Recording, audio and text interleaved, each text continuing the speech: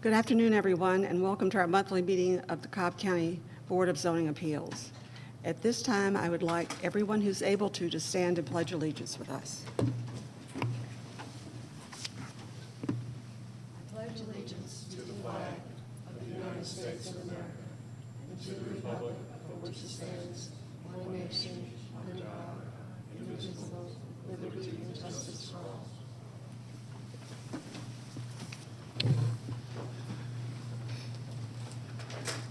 Thank you. Now we'll call the meeting to order. I feel sure you already have, but if you haven't, please silence your cell phones. For those who do not have a copy of the agenda or who are attending for the first time, we will concern ourselves first with cases that are on consent.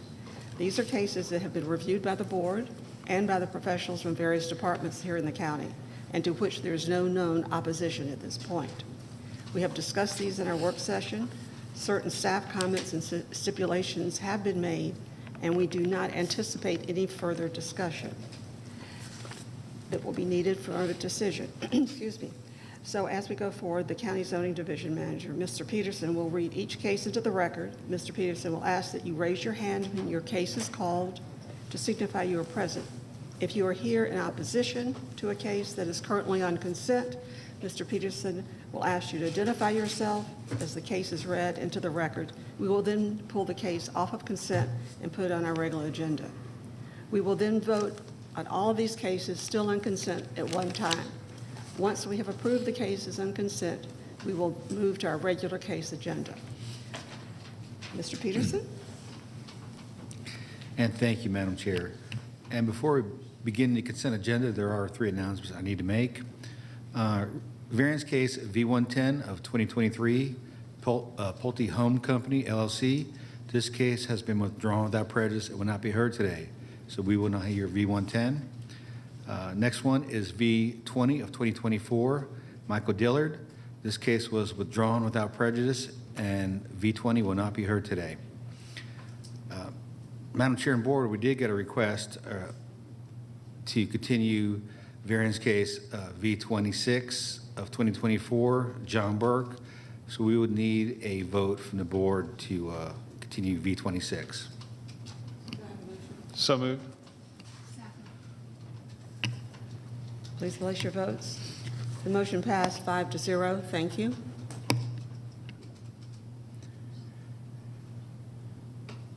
And we did get one request yesterday, Madam Chair and Board, for continuance for variance case V25 of 2024, Marietta Community Church Incorporated. So we would need a motion and board by the vote if they wish to continue this case.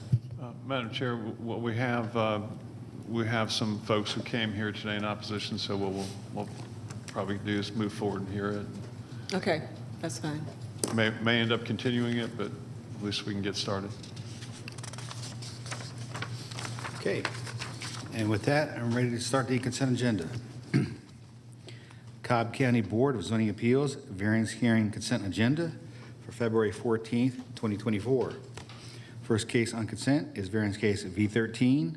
Carla A. Garcia requests a variance to reduce the side setback for an accessory structure over 650 square feet for an approximately 700 square foot shed and overhang from required 100 feet to 0 feet adjacent to the east property line in land lot 700 of the 19th District. The property is located on the north side of Pear Road, west of Cockspur Trail. Staff recommends approval, subject to the following conditions. Number 1, traffic comments. Number 2, development inspections comments. And number 3, no living or commercial use of the accessory structure. Is the applicant present? Let the record show the applicant is present. Is there anyone here opposed to the variance case of V13? Let the record show there's no one opposed. Variance case V14, Marino Cervantes requests a variance to number 1, reduce the rear setback from required 35 feet to 20 feet, which is existing. Number 2, reduce the side setback for an accessory structure under 650 square feet for a proposed approximately 648 square foot covered patio from required 10 feet to 8 feet adjacent to the east property line. Number 3, reduce the rear setback for an accessory structure under 650 square feet for a proposed approximately 648 square foot covered patio from required 35 feet to 25 feet.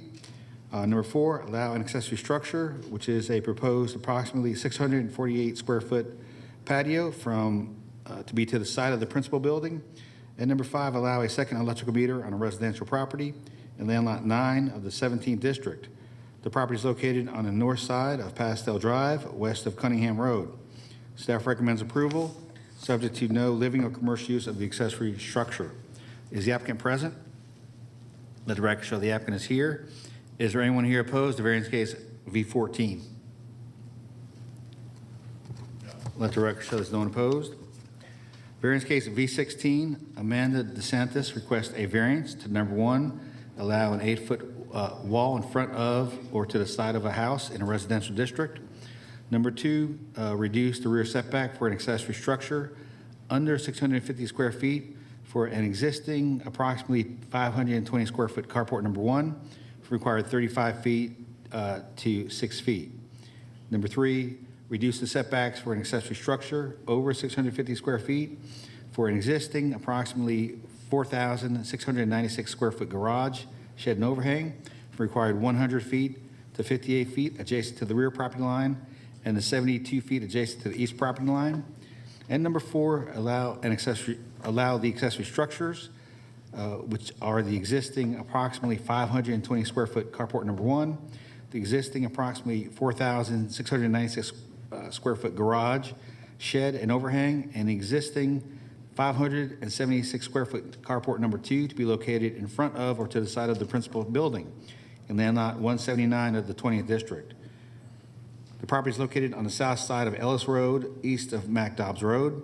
Staff recommends approval, subject to no living or commercial use of the accessory structure. Is the applicant present? Let the record show the applicant is here. Is there anyone here opposed to variance case V16? Let the record show there's no one opposed. Variance case V17, Stephen Shepard requests a variance to reduce the side setback from required 10 feet to 5 feet adjacent to the east property line in land lot 759 of the 17th district. The property is located on the north side of Elmwood Circle, west of South Cobb Drive. Staff recommends approval. Is the applicant present? Is the applicant here for V17, Stephen Shepard? Is there anyone here opposed to variance case V17? Okay, the applicant is not present, Madam Chair and Board, so would it be the Board's desire just to leave this on consent? Yes, I spoke with the applicant, and he had a death in the family. Oh, okay, thank you. So we'll leave V17 on consent. Next case is variance case V18, Mark S. Hyatt and Mary Hyatt. Request a variance to reduce the side setback from required 10 feet to 1 foot adjacent to the north property line in land lot 974 of the 16th district. The property is located on the east side of Fairfoot Drive, north of Hampton Woods Drive. Staff recommends approval, subject to stormwater management comments. Is the applicant present? Yes. Let the record show the applicant is here. Is there anyone here opposed to variance case of V18? No. Okay, let the record show there's no one opposed. Variance case V19, Safar Khan and Shanaz Khan request a variance to allow a retaining wall up to 14 feet tall to be within 1 foot of the property line rather than a required 15 feet in land lot 88 of the 1st district. The property is located on the east side of Clarendon Drive, north of Upper Brandon Place. The staff recommends approval, subject to stormwater management comments. Is the applicant present? Let the record show the applicant is here. Is there anyone here opposed to variance case V19? No. Let the record show there's no one opposed. Variance case of V21, Delaney Properties LLC requests a variance to number 1, allow an accessory structure, which is a proposed 4,225 square foot accessory building shed to be located to the side of the principal building. And number 2, reduce the setback for an accessory structure over 650 square feet for a proposed 4,225 square foot building from required 100 feet to 25 feet adjacent to the north property line and land lot 221 of the 20th District. The property is located on the south side of Stylesboro Road, east of Ackworth Due West Road. Staff recommends approval, subject to the following conditions.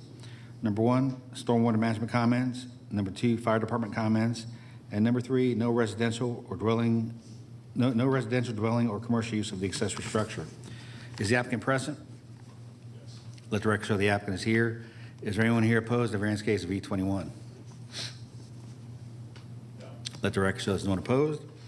Variance case of V22, Patrick Ramsey requests a variance to, number 1, allow an accessory use, which is a pool and associated decking to the side of the principal building, and number 2, reduce the setback for a pool from required 5 feet to 2 feet adjacent to the northwest property line and land lot 340 of the 20th District.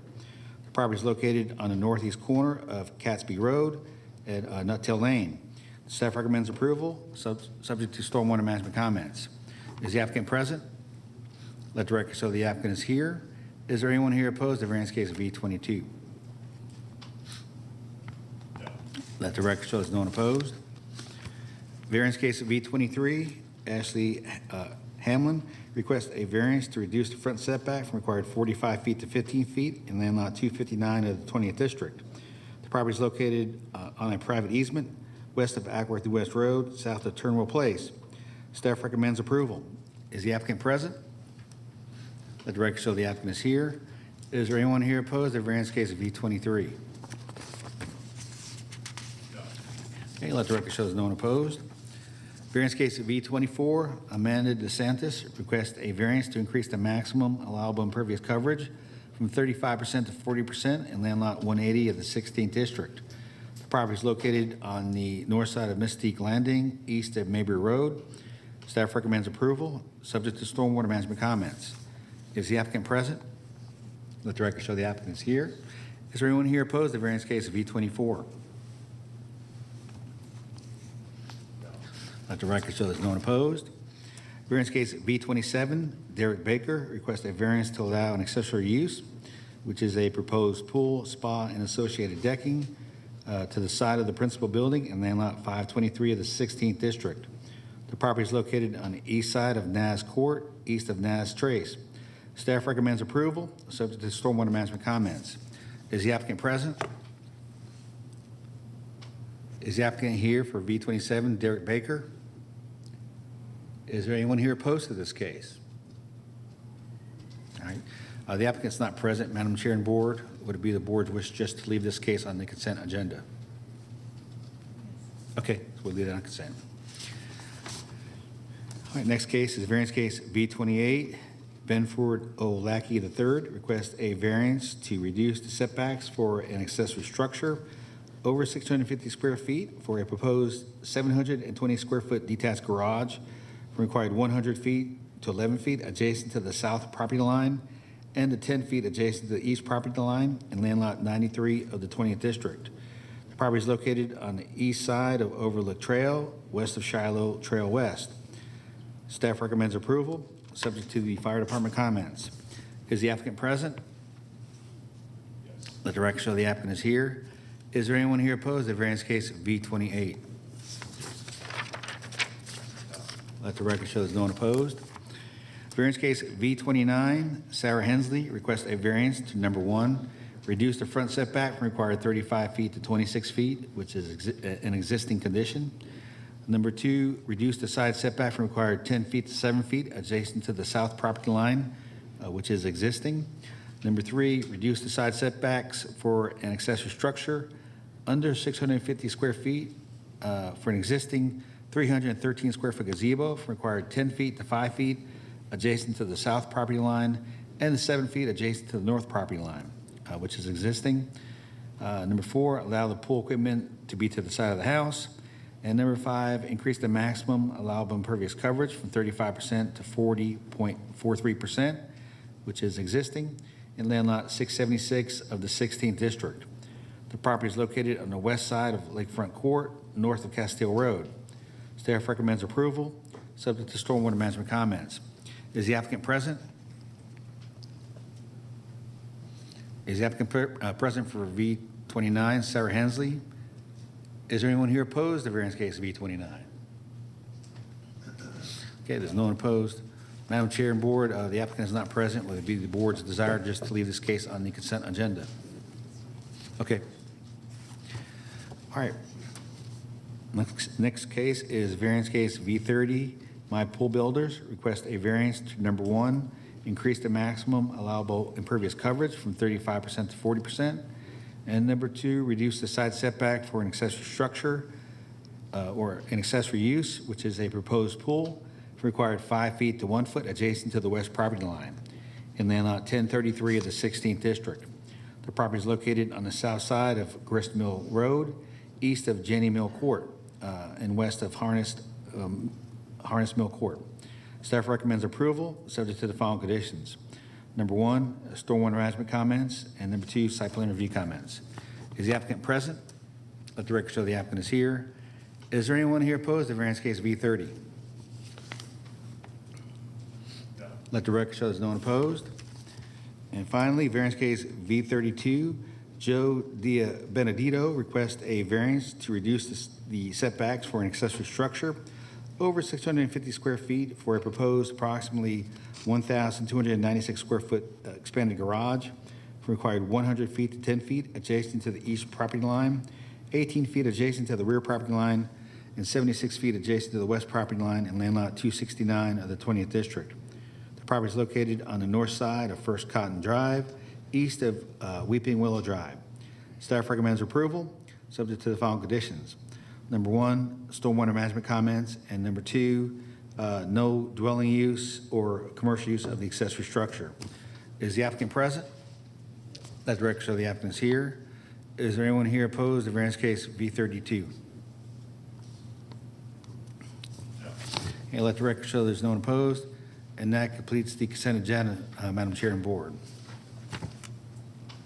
Thank you, Mr. Peterson. Anybody have any questions? Madam Chair, I have some additional conditions on 3 of the items on the consent agenda. Okay. If I can make a motion. So the motion would be to amend the consent agenda to place the following additional conditions on these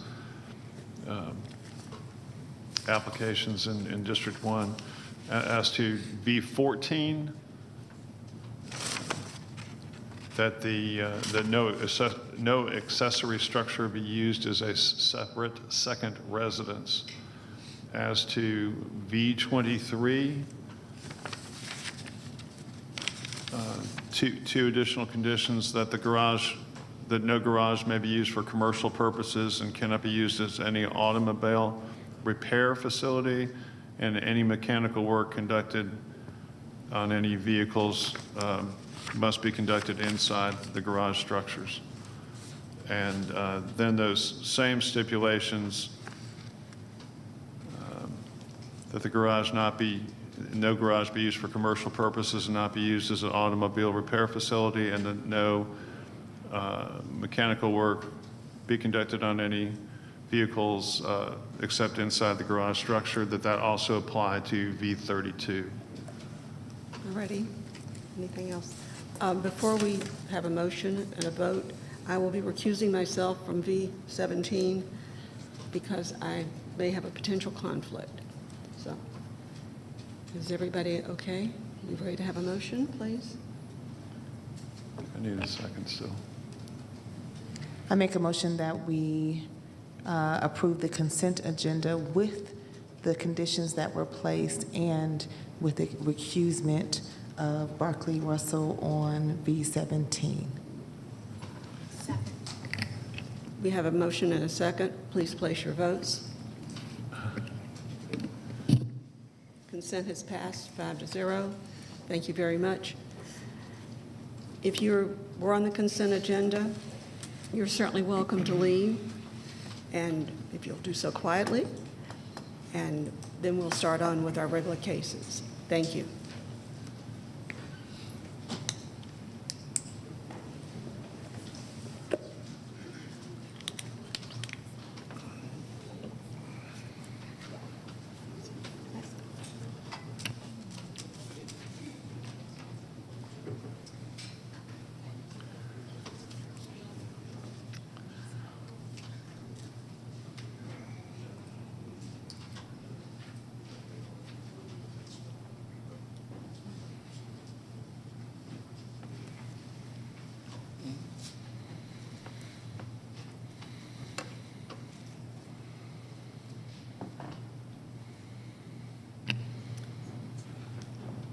Okay, we're now ready to proceed with our regular case agenda.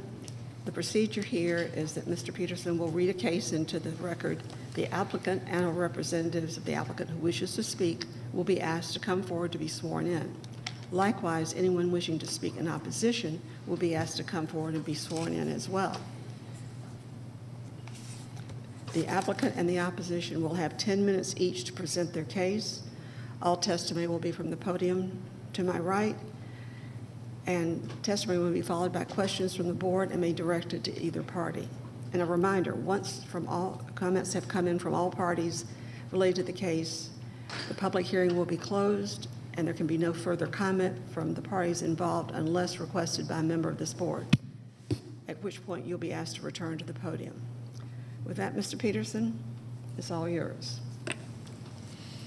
Okay, moving into the regular cases. The first case we're going to hear today is Alexander Prop, who is requesting a variance to allow an 8-foot fence adjacent to a public road right-of-way and in front of or to the side of a house in a residential district in land lot 1156 of the 19th District.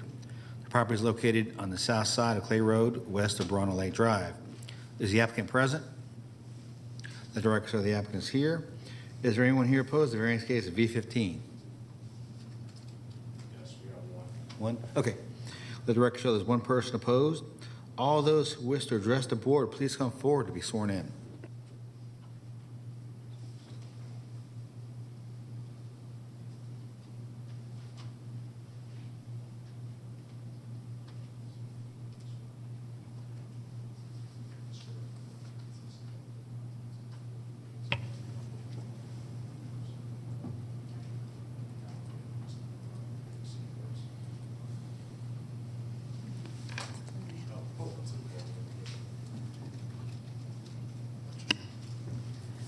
Good afternoon. If you'll state your name, and then you may make your comments. Good afternoon. So I did not realize when I bought this lot, that the traffic will be so bad over there. Clay Road is an arterial road, and the level of noise is just way over the board. So one way to mitigate it is to build the fence in front of the house, and I am requesting an 8-foot fence instead of the standard 6-foot.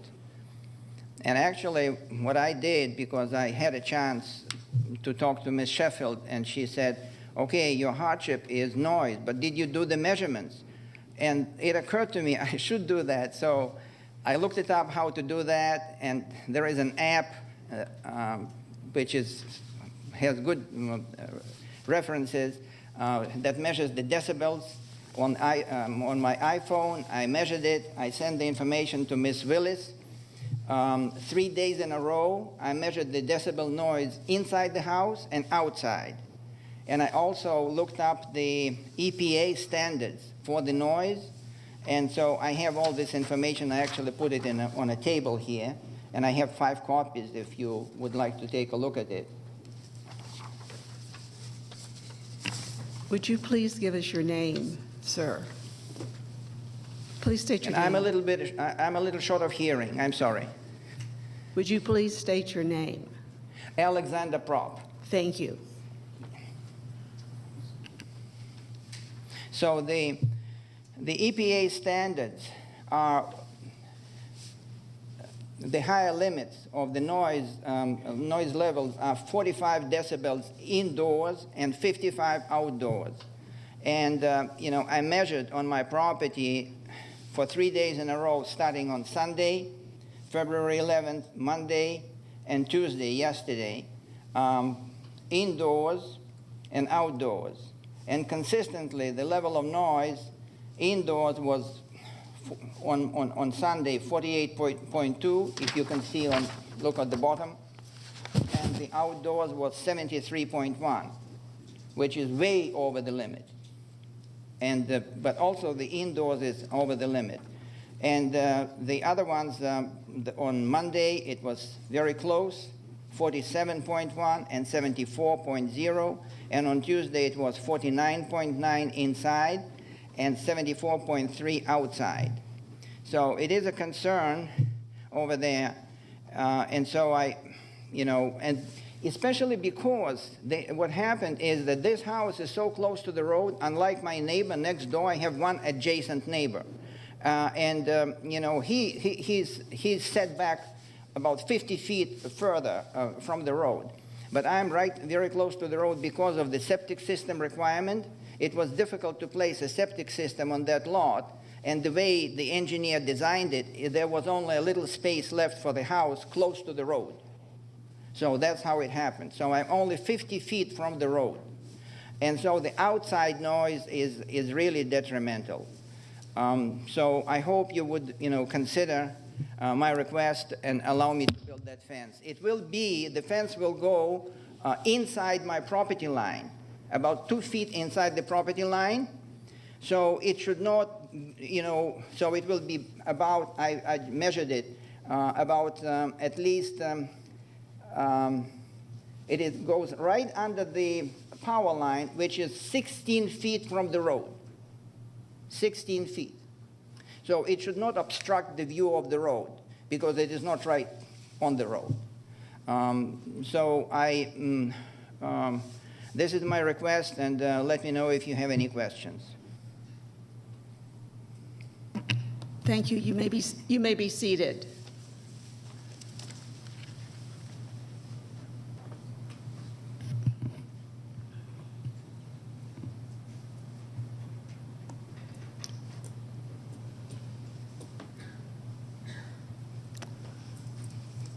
Hi, my name's Monica Baxter. I live on Bronner Lake Drive. That's immediately to the east of the house that Mr. Prop owns. Bronner Lakes, the road itself is a lower elevation than Clay Road. So it's very difficult right now to see to the west when you're pulling out of Bronner Lake. And also, that is a hill in front of Mr. Prop's house and on to the west of Warren Drive. So you've got a hill, and then my street sits low. So traffic comes very fast over this hill, and it's already very difficult for us to safely pull out onto Clay Road. It is a very busy road. It's been a very busy road. My family's owned property there for 62 years. It's a very busy road. And thereby making it that much more dangerous if we can't see.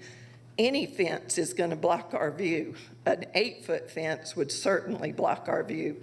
I also brought a letter from Shannon Lindsay. She's my neighbor. There's 2 houses on Bronner Lake, myself and Shannon, and she couldn't be here today because of work, but she has also given me a letter that she signed talking about how dangerous it is already for us pulling out. I also, Harry Quarles, who lives in the house directly to the east of Mr. Prop's house, he went online and did a protest to this petition as well. So all I can ask is that you consider the safety of us that are pulling out onto this road, that our view not be blocked. There's already trees and bushes. We've actually had to go up there and trim them back ourselves so we can see to pull out onto Clay Road. I also believe the Department of Transportation did a comment online of they think at least a study should be done of the line of vision before the fence is allowed to go. Do you also want to share your neighbor's letter since she couldn't be here? Yes, please.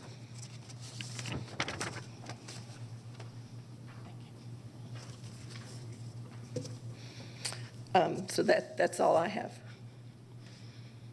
What I was suggesting is you might want to read the letter or points of her points. Oh, read it into? Yes. Yes. Read it into the record. Yes.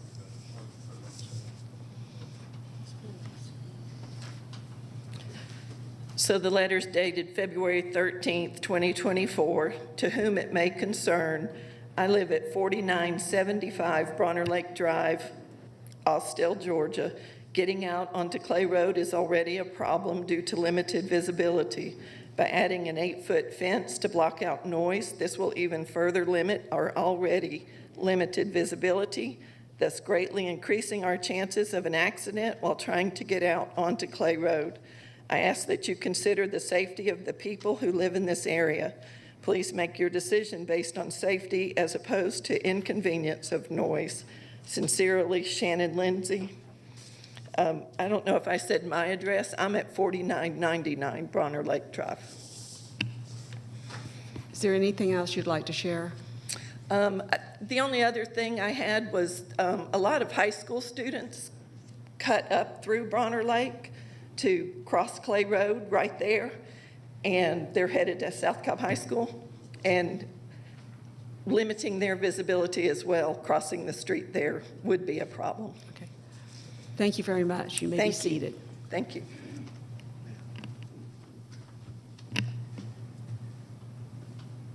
Ms. Willis?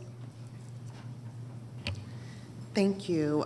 Before I call the applicant back up, I'd love to hear from Lihia Florham from DOT. If you will, come up, please.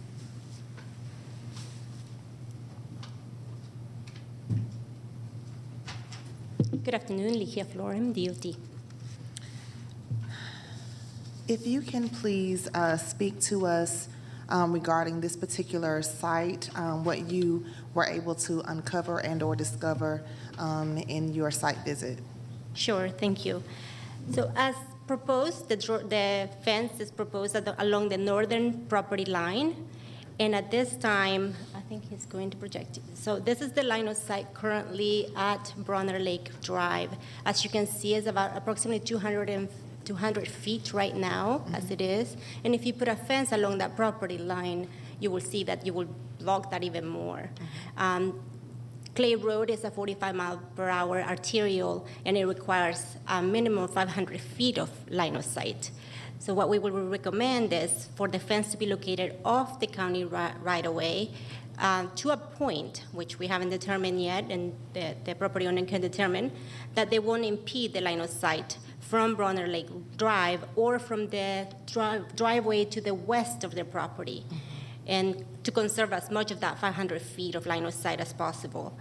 And they will have to submit a line of sight triangle to us, and we will sign off on that in order for them to eject the fence. Thank you. Do any of my fellow board members have any other questions of DOT?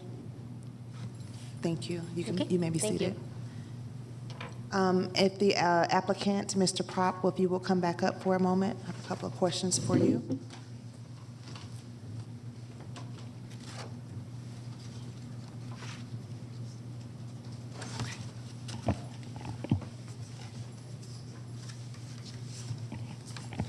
Couple of questions for you, Mr. Prop. You indicated EPA noise levels for inside your home, and you gave us levels for inside and external levels.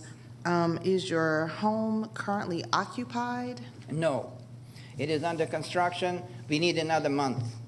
So it is currently empty. And can you tell me in what percentage of completion you are, windows in, door, all that good jazz? Yes. Drywall yes, in? Yes.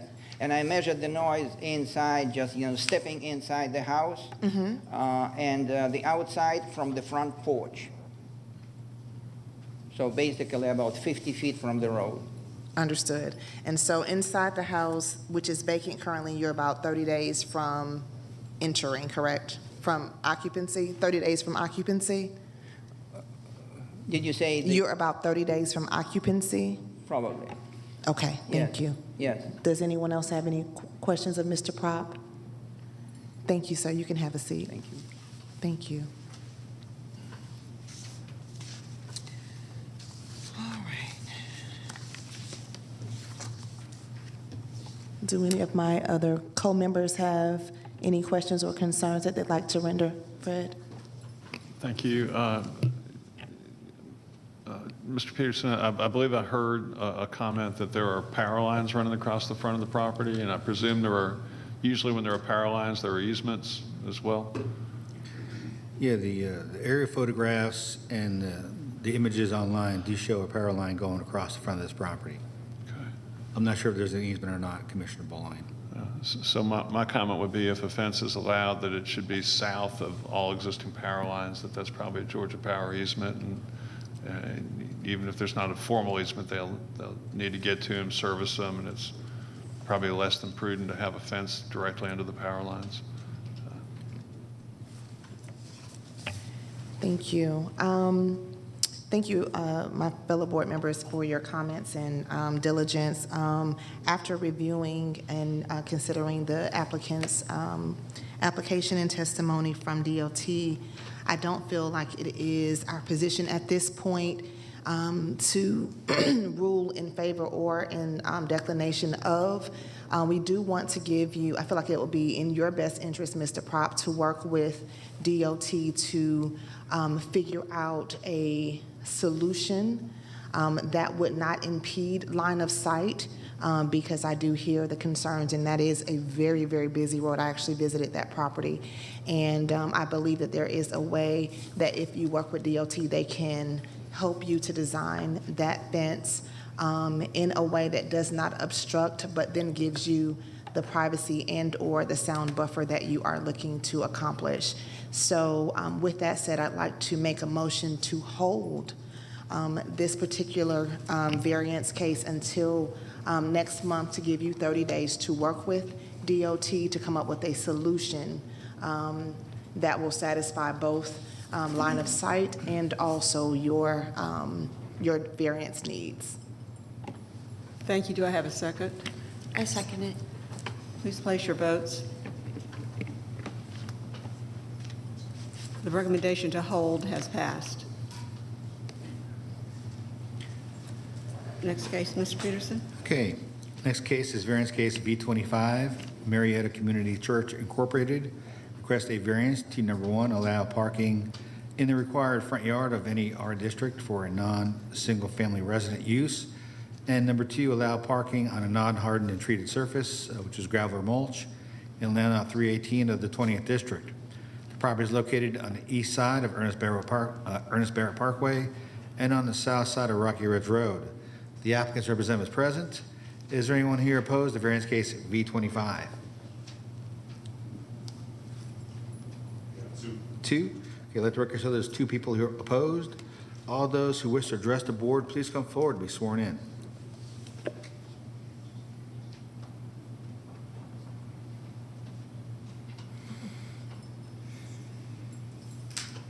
You said 2.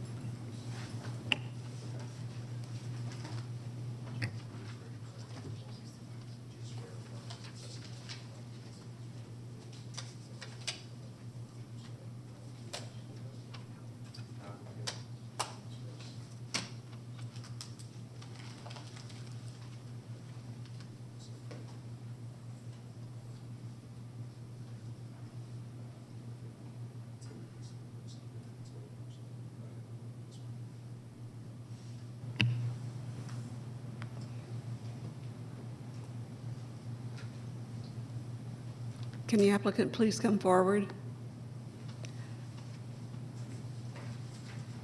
Please state your name. Good afternoon. My name is Joel Larkin. I'm with the firm Sams, Larkin & Huff in Marietta. I'm pleased today to be here representing the Marietta Community Church on these requested variances. Marietta Community Church is a new church in Cobb County. The property that we're talking about is located south of Rocky Ridge Road on the east side of Barrett Parkway, and that's north of the fire station. So it's in between those two. This church was just built and opened in 2023, and when it opened, it had plans, like all churches, to grow, and it was originally built to accommodate 96 parking spaces, which they felt would be ample. The church has been wonderfully blessed. It's been very well received by the neighborhood and the community, and it's grown far beyond its wildest dreams. Because of that, they've had more cars coming to the church than they had anticipated they would have. So they purchased an adjacent piece of property along the frontage in anticipation of growth. that had a house on it and it had an existing driveway. And during this period of unexpected growth, they were parking cars on that unimproved property using that driveway. And the county informed them that under the development regs, a hardened surface is required. So since October, the church and the community have been in an unfortunate circumstance where they've been parking on Rocky Ridge Road adjacent to the church, which is completely within the law, but it's inconvenient to the church and it's very inconvenient to the folks who live in the immediate neighborhood. So this variance tonight seeks to solve both problems, or this afternoon. Number one, we're seeking a variance to allow waiver from the requirement that we have a hardened surface for all parked cars. We've identified a place behind the church where we'd like permission to be able to install mulch or gravel and park as an interim solution to the problem while we go through plan review and develop additional parking. The spot we've identified is in the back, immediately adjacent to an existing parking field. The topography there is relatively flat, so it lends itself well to this purpose. So we're asking, number one, for that. Number two, we're asking for a variance from the front setback. In a commercial district, you can park in the front setback. In a residential district where churches are allowed, there is a setback requirement that parking be outside that 50-foot building line. So if you look at the site plan in the front, on the right-hand side is the existing parking lot, and we show in gray some additional parking that we could add in the front setback that would help alleviate the parking problem very quickly. And then to the left side is a new parking field that we have under design and in plan review. And along that area, we would also like to be able to park in the front setback. Parking in the front setback up and down Barrett Parkway is not unusual. There are a number of commercial uses up and down there where you do have parking like this. So we don't feel like it will cause any hardship or impediment to the county or to the area. To the contrary, we feel like if we park in the front there, that makes it less necessary to go further back in the property, closer to the residential uses behind us.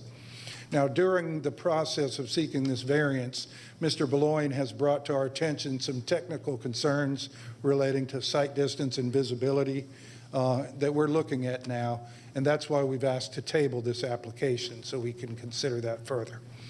But we are committed to being a good neighbor and a good part of this community. Prior to construction of the church, we had sought a variance, and at that time, we were a wooded lot, and the church was not very well received because we were bringing something new to the area, and there were a lot of folks that would have preferred to see this property undeveloped. The church has worked very hard since they broke ground to be a part of the neighborhood and to reach out to the neighborhood. And the fact that we don't have a packed room today, I think evidences the fact that they've worked so hard to be part of the community. So this property is somewhat irregular in shape. In fact, when the church was first designed, you didn't have the piece where the new parking lot is proposed. That wasn't part of the church at that time. So it was even more irregular at the time, and that pushed things forward. We've got some topographic issues in that the frontage of the property in the very back are high, and then there's a big dip or flume along the back that would have to be built up if you push things back deeper into the property. We feel like the proposals that we make serve all the interest of the development regs and the zoning ordinance. They're better for the neighborhood than the alternatives. We could go behind the church under the existing code and fill all that and build it up and put parking lots back there. But that would be parking lots then that would be right up against the backyards of the houses behind us, and we don't think that's in anyone's best interest. I think we have some folks here today from the church that can answer questions, and there may be one or two people here to speak for or in opposition, but we're happy to respond to any questions that you have, and I thank you. Is there anyone else speaking for this motion?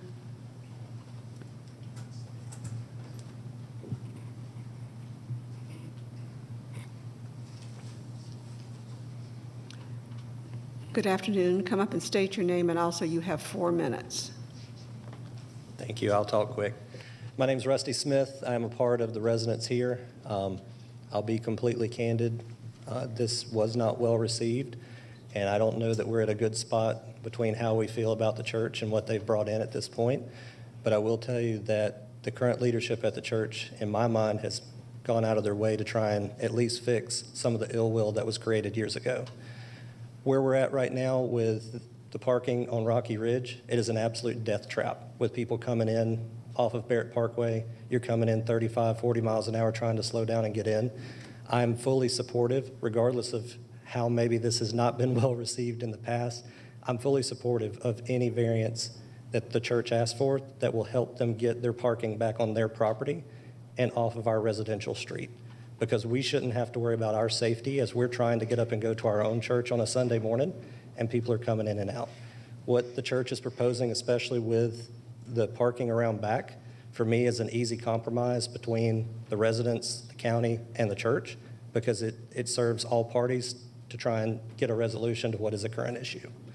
With that, again, I won't touch on any of the history, I won't touch on how we got here, but for me, these 2 variances help every resident in my neighborhood in terms of safety, in terms of everything, and if that's the case, and if this is where we end up, I'm fully supportive of these 2 variances alone. Thank you. Thank you for your time. Thank you. Anyone else for this proposal?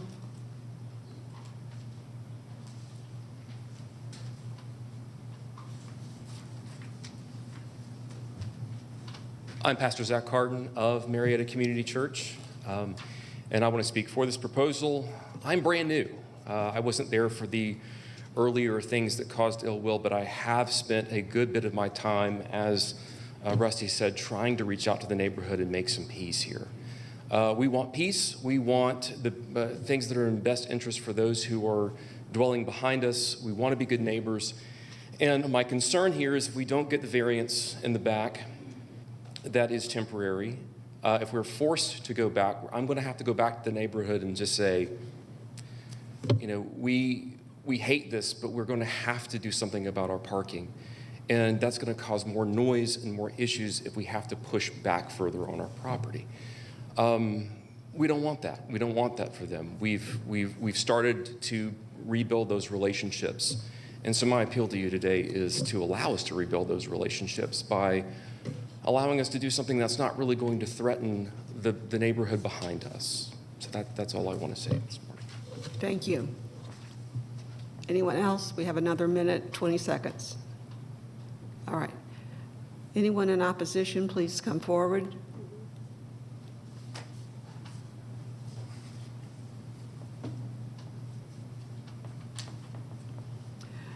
Good afternoon.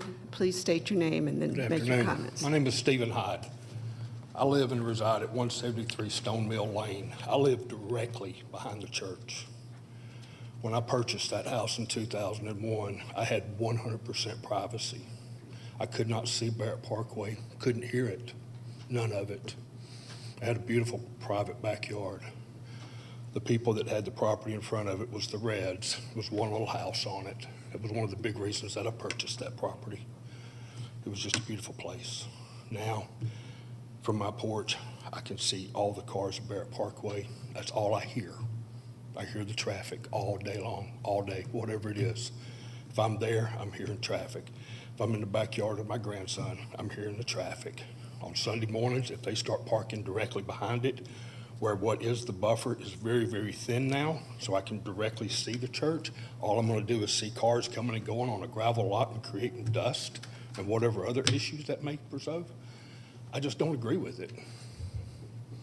It's not gonna make me, you know, as a resident that I've been there for a long, long time, I didn't have time to really oppose it before. I had a wife with cancer. I lost her 5-year battle. I mean, I didn't have time, but I have time now to devote what I need to do to protect my property interest, living directly behind the church. And that's my opposition of it. Just the other day, Wednesday, coming into the house, I was rear-ended, turning into the neighborhood by a car probably running 60 miles an hour. where I was slowing down probably to around 15 with my turn signal on, braking as everyone should. I've yet to receive the accident report back from Cobb County yet. But the car that hit me had such substantial damage, it was non-drivable and had to be towed from the scene. So yes, I've seen so many accidents right there all together. Parking on Rocky Ridge, it shouldn't be. Maybe they need to use a shuttle. I don't know if they're growing that big. But I mean, I personally went to North Metro for almost 10 years down the street, worked on that parking team and served on that team for them for a long, long time.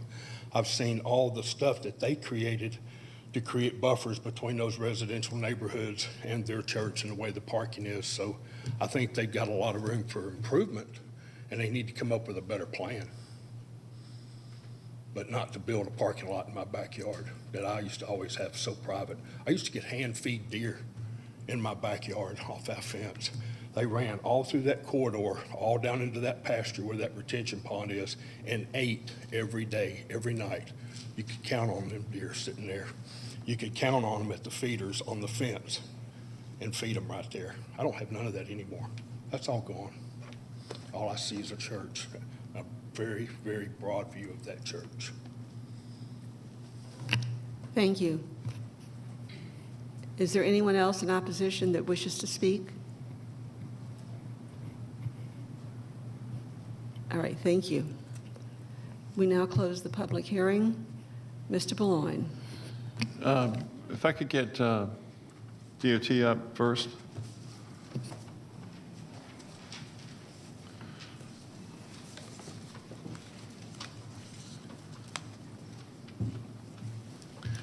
Ligia Florim, DOT. Thank you. So as we discussed at the work session, my understanding is this is the only segment of Barrett Parkway that is only 2 lanes in each direction from Dallas Highway the whole way to Highway 75. Is That's that correct? correct. And at some point, this county determined that should be widened. Is that correct? That's correct. So that will be in the future, yes. But it apparently hasn't placed a super high priority on that. Is that fair? Say that again for me. It hasn't placed a high enough priority on that decision to implement it over the last few years. Correct. So the project was, and included this section, was in this plus list in 2005. Due to financial shortcomings, we had to reduce the scope of that work to half of the proposed alignment, which excluded this section. But the expectation is that in the future, within the next 10 years or so, this area will have to be widened. You already know that the Barrett Parkway along this section already has 22,000 vehicles per day. So it is So you would say within the next 10 years that'll happen? correct, because Okay. it's not currently in our SPLOST list, but it could be in the next one. Okay. Would you agree with Mr. Hyde's comment that vehicles frequently operate at rates of speed of 60 miles an hour or more in that section, notwithstanding the fact the speed limit's 45? The speed limit is 45. I don't have data to support that, but I would believe it just from empirical data. Can you comment on the existing line of sight coming out of the entrance that was built by the church for its use? I haven't evaluated the line of sight for this particular driveway, but if it was approved, I imagine that it met the 500 feet for 45 miles per hour. Well, I can tell you that I sat there this week, and I don't think it does. Okay. Looking to the left, and my principal concern is to the left, because most folks Correct. will be, I think you almost have to take a right out of there, correct? So, Yes, sir. all right. If anyone else has questions for the DOT? No. Thank you. Thank you. Okay. All right. And then Mr. Hyde, if you come back up.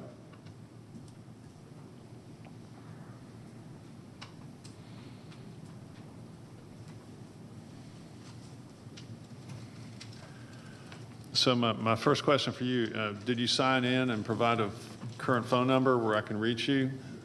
I did not sign anything or fill out anything. If I need to, I'll be happy to. Yes, if you can make sure before you leave to get your phone number, because That gentleman, yes, sir, I will. counsel for the church tried to find you and tried to reach you and apparently couldn't find a phone number for you. Got me the best phone number he could look up and find, but it wasn't you. So That I don't know. I get Right. phone calls all the time with people wanting to buy the property, so how they determine to get that number Okay. must be pretty accessible. Well, I didn't do a big public record search, but would it be helpful over the next 30 days? Not a problem. Absolutely. I would definitely be I able want to to talk provide with you and try to do something, try to be constructive moving forward. So if you could just be sure to leave a good phone number with Absolutely. the staff. Thank you very much. I don't have any further questions of him at this time. All right. No, and then my other comment was just simply that in conversations with the church and its council, Mr. Larkin, I shared a concern that, right now, it's my understanding there are already more than a dozen cars parking on Sunday mornings on Rocky Ridge, and my concern is that they not park within 25 feet of the intersection of Barrett Parkway, just to keep things safe. And he's indicated that the church is trying to come up with some temporary signage to try to help facilitate that. So I also talked about the possibility of trying to implement some short-term approval or some approval for a period of time of a temporary parking facility, whether as requested or otherwise. And I was told that we can't deal with variances piecemeal. We can either hold the whole case or there could be negative implications from deleting anything for now to get something else passed. So given the fact that there's a short-term solution being implemented that I think will keep us safe or safer, my motion will be that we hold this for 30 days so I can have a chance to talk to the opposition and work with the applicant on seeing what we can do. Do I have a second? Second. Everyone place your vote, please, to hold. Motion to hold is passed 5-0. Thank you.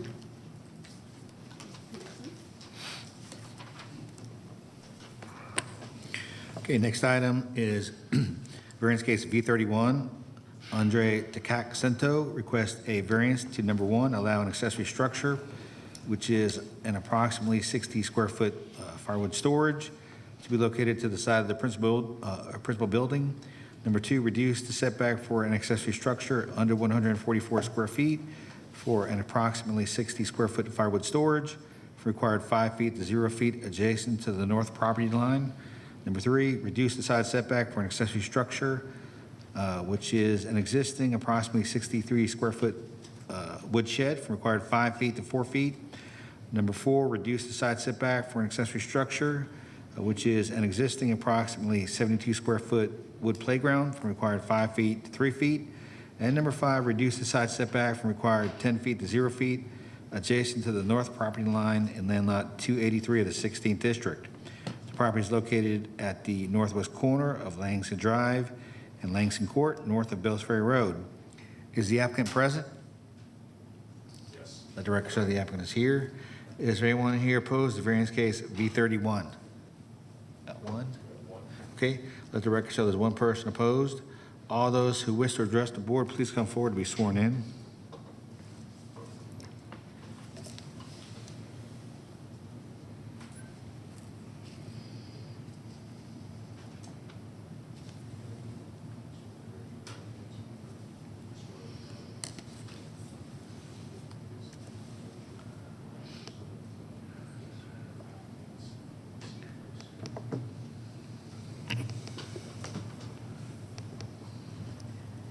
Good afternoon. Good If you'll afternoon. please state your name and then details about your case. Thank you. Yes, my name is Naomi Titmus. My husband has done most of the footwork since all of I'm this going to is- need to ask you to speak up just a little bit. Okay, sorry. Thank you. My husband has done most of the footwork for me, well, for us. I had some surgery back in August, so I wasn't feeling so great, but, I feel like I know all the details well enough now to kind of speak for us.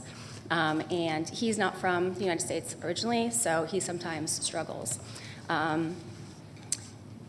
During COVID and the pandemic, my husband and I were foster parents through DFACS, and we bought our first home here. We didn't have a backyard. It was pretty much a mud pit. When we moved here, our foster son was 1 year old, and then the pandemic happened. You can't really go to parks and such, and so we wanted to create a space for him on the side of the house where we could put all of his, we had started with, little ride-ons and, kind of outdoor toys that he could ride around the neighborhood. And we needed a place to store them because we didn't have that. We were going to be planting grass in the backyard, and we wanted to make him a little tree house to, grow into. And so we, this was our first house. We didn't know all the ins and outs. And so I guess unfortunately we didn't go through the proper channels that we should have. And then ended up with a neighbor who started to dislike us a couple of years later. And so all of this has unfolded. Our actual adjoining neighborhood to our property has written us a letter, and he's also in attendance here. He has no issues with our structures whatsoever. We actually have an agreement where, he stores his firewood in what we built as well. Other than that, I don't really know what else to say. I feel like this is more of an issue of a neighbor who has issue with us and has,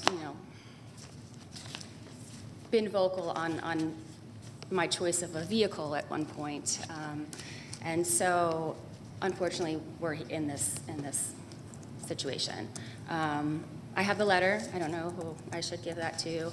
I also have, we were supposed to send a letter to, the property behind us is not developed. We sent that, but it did get returned. We got our survey, and I know that my husband, turned that into you guys, and you have that as well. We try to be good neighbors in our neighborhood. We actually put on a huge Halloween event for our whole community, and hundreds of people come to us every Halloween and appreciate us. Yeah, I don't really know what else to say. We built the structure ourselves. My husband is a very talented carpenter, and that's pretty much it. So do I give these to you, or?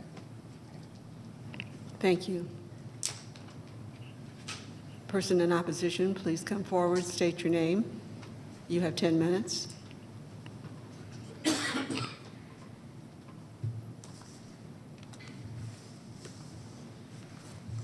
My name is Mark Curtis. I live right across the street where you can see, yes, that house there. Our property lines go to the center of the street in this development, and I am a contiguous neighbor of hers. And the background of this is that I speak for myself, my wife, neighbor Frank Webb, that is on the direct top of this, Kendall Williams, which is directly across the street to the right, Harry McNally, who is down the street a little bit and to the left, and I just talked to another person who came today but couldn't stay. His name is Robert Church, and he's against it, as well as another neighbor, which I can't remember the name right now. This is a case of asking for forgiveness instead of permission. They built this carport sometime during COVID, I guess. We had a new neighbor to the direct north of this, and he came in and cut some hedge back, and all of a sudden we see this new construction that's been up there that we didn't even know about. I am the last person in the development that was a part of the Architectural Review Committee, and I am the chairman of the Architectural Review Committee of White Oak Landing, and we know nothing about this. There was no construction permit pulled on any of this, and quite frankly, it's kind of an eyesore to the character of the neighborhood. I have some photos to explain. If I may, do I put them back there?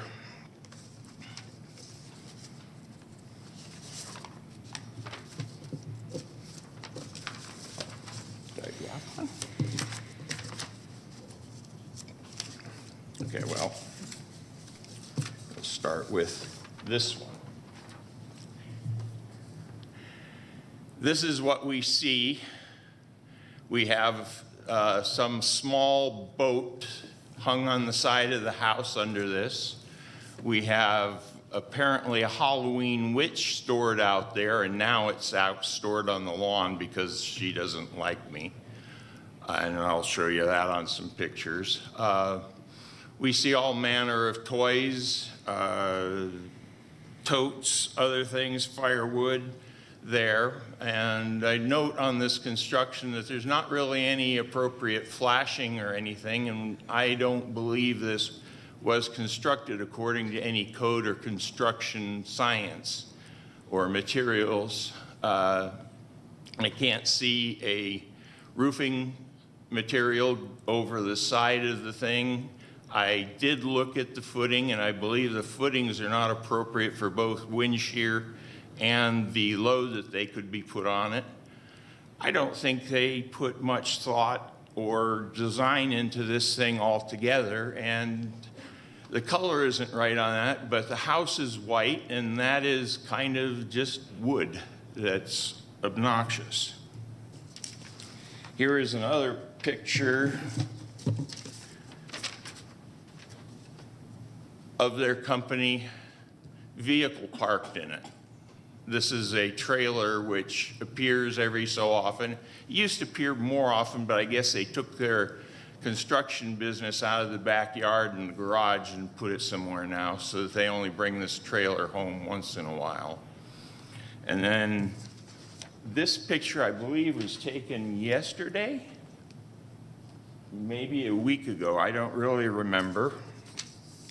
And then I have a whole host of them on my iPhone that are showing similar things. These are the only ones I printed out because I don't know if we can display from an iPhone here. It's not appropriate for the neighborhood. It's against our covenants of the neighborhood. And the neighbors are talking about suing for this should we not get satisfaction here. And forgiveness instead of permission. It's not appropriate. We've had two other people that wanted to do this for an RV and a company truck.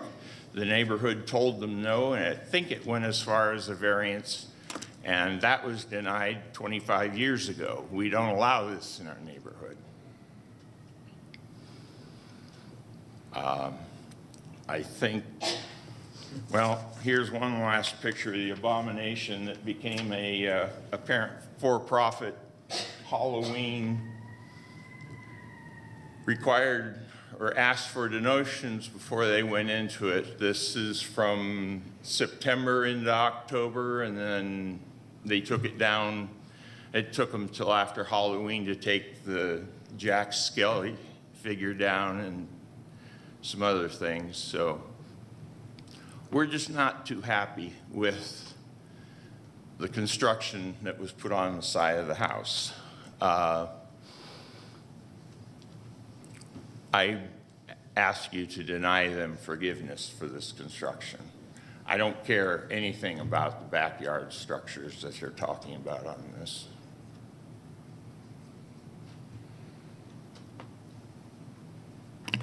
Anything else? Okay, please be seated. Want those? The public hearing is now closed on this matter. Do you have, if you have any questions? Alice? Would the applicant come up?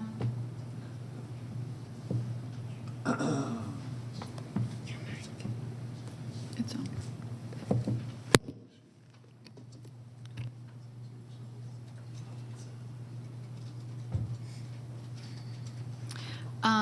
I did call your husband and asked him about an affidavit. Do y'all have that to present? From our neighbor? Mm-hmm. Correct. Yes. Oh, can you pass that around?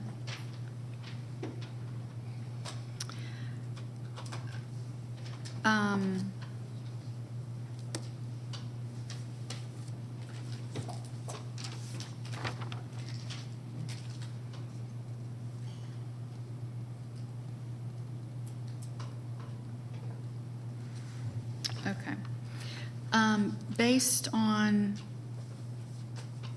reviewing all the comments and the opposition comments, the bottom line is that your post that is holding up your firewood storage is not on your property.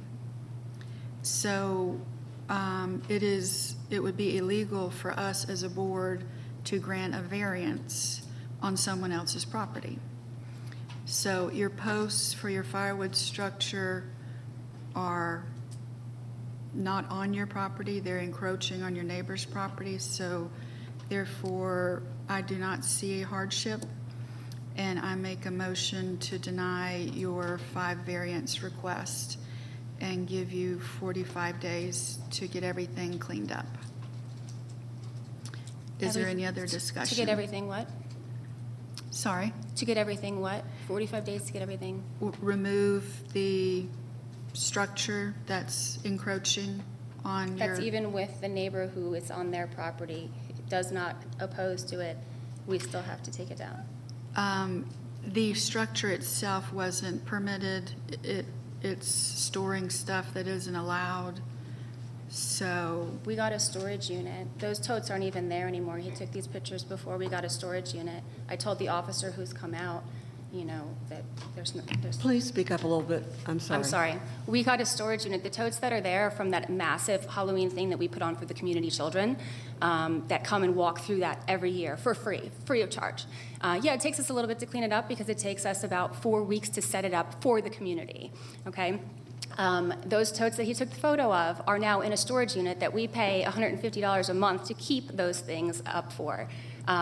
They're not there anymore. He just happened to take those pictures before we took them down. We also decorate for Christmas, so sometimes there are totes there. So now they'll be more visible without a carport. And Excuse me, you need to address her questions related to what your variance request is. I guess I don't have.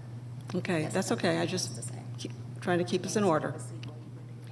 Okay, I don't have any further questions from you. Again, just to... You can have a seat. Just to reiterate, it's illegal for this board to grant a variance on someone else's property is the bottom line, and the posts for your firewood structure are located on your neighbor's property. I see no hardship in this case, and I would like to make a motion to deny your 5 variance request and give you 45 days to get everything cleaned up that you listed in your variance. And that would be my motion. Do I have a second? Second for purposes of discussion, please. Thank you. Can I just inquire, is we've discussed the accessory structure a good bit, but I see something else about a playground.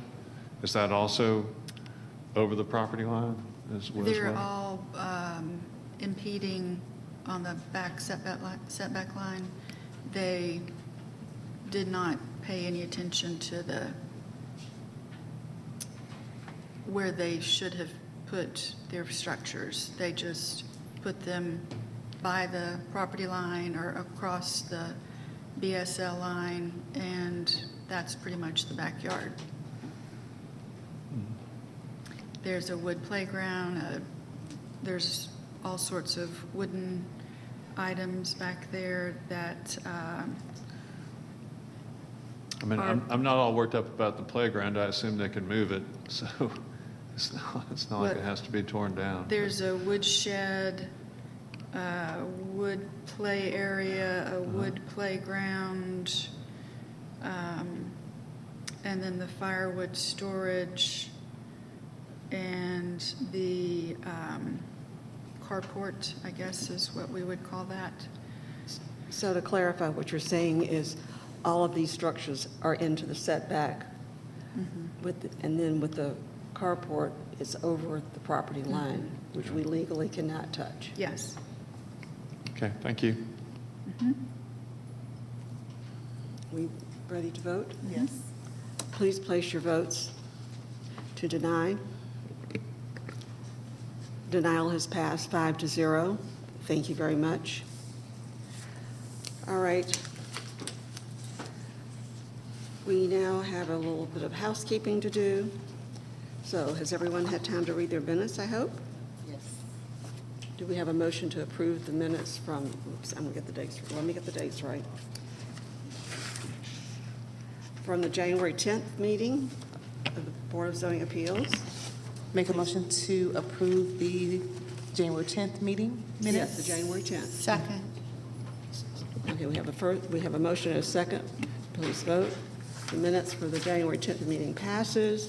Now, if I could have a motion to approve the minutes from the special called work session on February 12th. So moved. A second, please. Second. All right, I'll place your votes for approval. Did I? All right.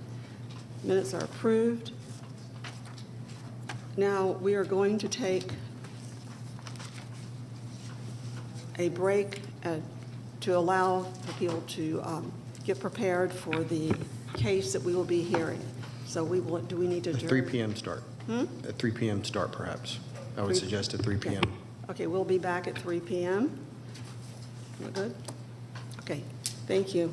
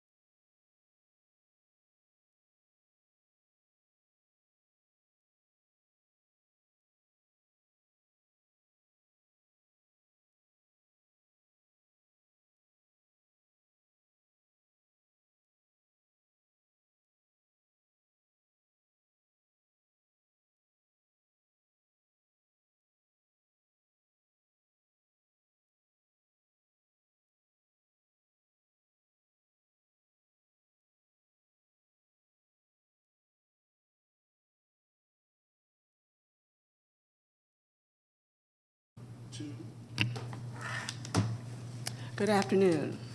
We are opening the meeting to hear the appeal case A01 to 2024. I will hand this over to Ms. Gallagher to conduct the meeting. Thank you. Thank you. Good afternoon. I'm Nancy Gallagher with the County Attorney's Office.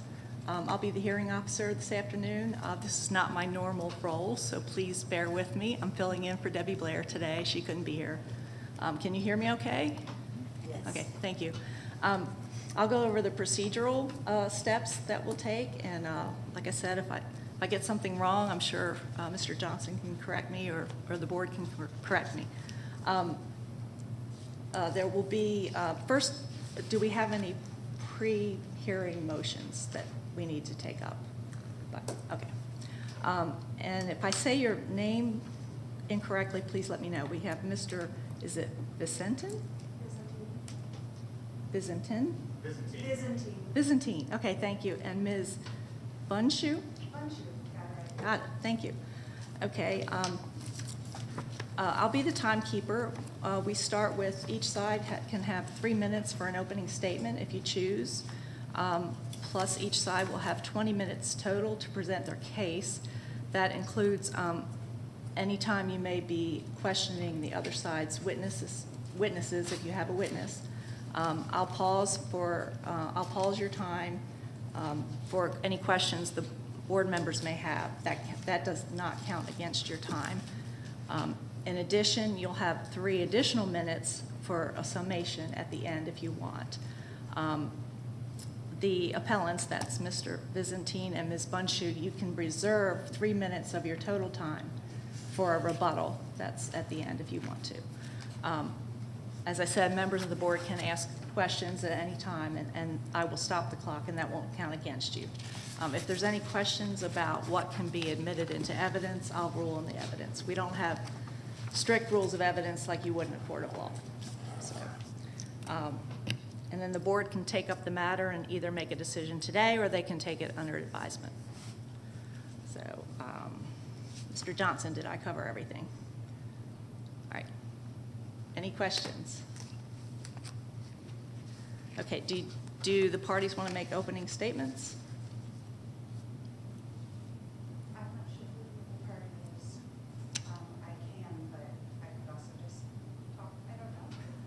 Okay. This is my first time doing any of this. I understand. It's. My name's Brian Johnson. I'm representing code enforcement. So if you wish to make an opening statement, it's your discretion. If you do, I will. If you don't, I will. So it's your call. Okay, I can just make it as a part of my 20 minutes then. Okay, that sounds great. Thank you. I appreciate it. Sure. All right, then we can begin, and you can go first.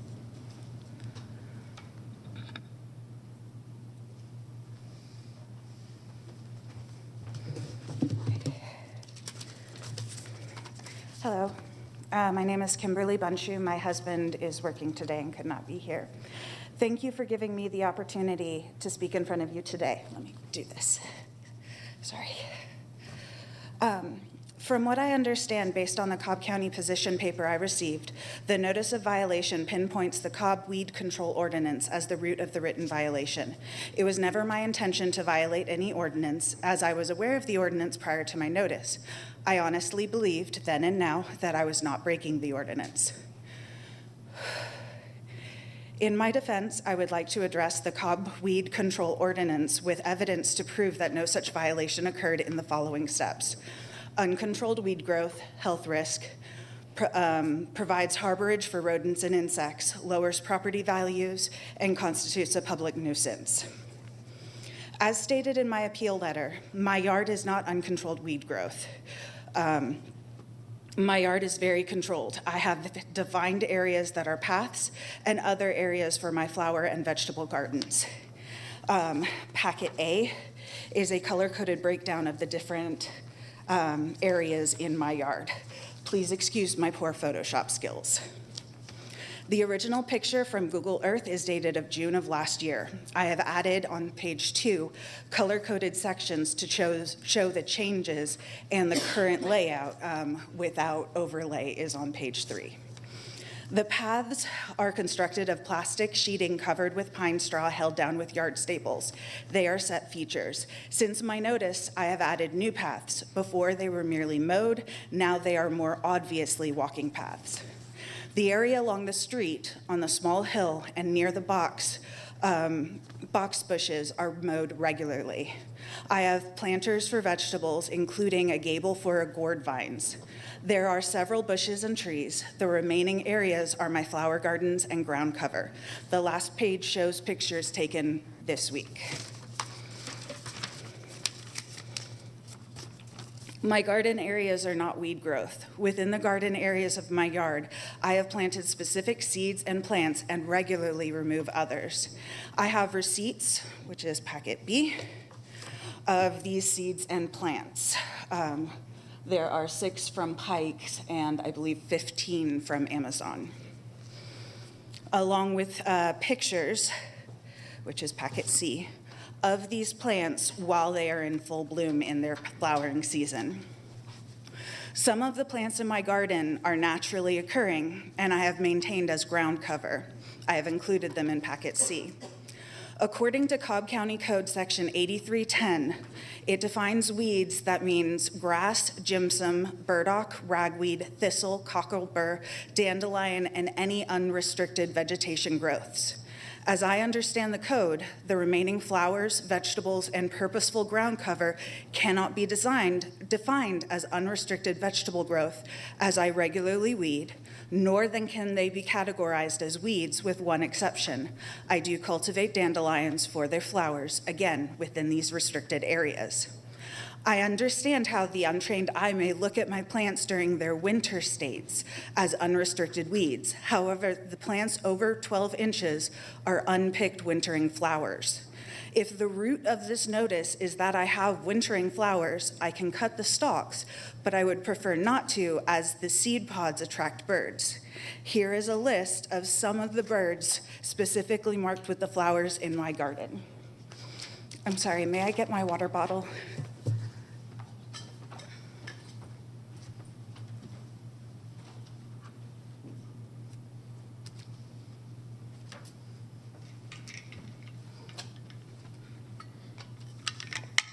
Thank you.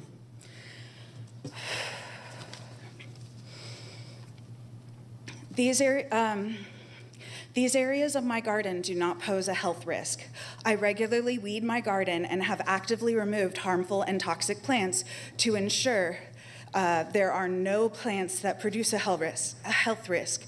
The plants I look for and have removed are not limited to and do include some of poison ivy, pokeweed, poison oak, poison hemlock, stinging nettle, hogweed, cockleburs, and nightshades. I use apps, Facebook groups, and fellow horticulturalists to identify the plants in my garden so I can remove such health risks. There is no standing water, no dumping of waste. Any litter from the street is removed. In fact, the presence of these plants controls the water from my neighbor's runoff during storms, and it no longer floods the street.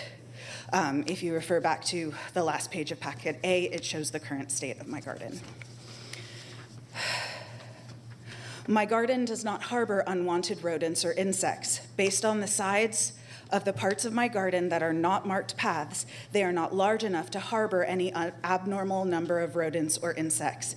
In fact, I have never seen evidence of any rodent on the ground other than ground squirrels, and have seen evidence of anoles, packet E, who eat problematic insects, including ants and termites.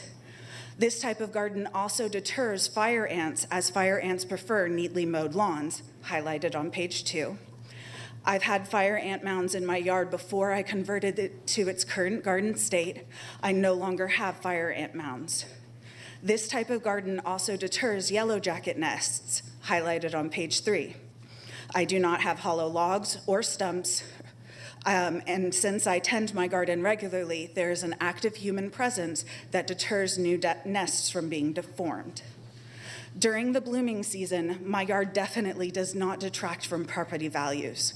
I have received compliments from my neighbors, delivery drivers, and postal workers. As I have built my garden over the past few years, two of my neighbors sold houses. One house down from my property sold for $315,000 in 2021. And the property across the street is planning to close this Friday at the list price of $499,900, according to the realtor. She could not send me documentation stating this until closing Friday. It was previously sold this past May for $100,500. We bought our house in 2006 for $133,000. Property values are not being detracted. They are increasing dramatically. Based on all of this evidence, I do not believe that my property to be a public nuisance. I have worked very hard over the last few years to create a beautiful landscape appreciated by my neighbors, as well as butterflies, bees, and birds. I believe that my gardens in my yard add to the value of the neighborhood. I humbly request that you dismiss the claim of violation. Oh, property values. Sorry. That is my argument. I sit down now. I'm sorry, I don't remember the order of things.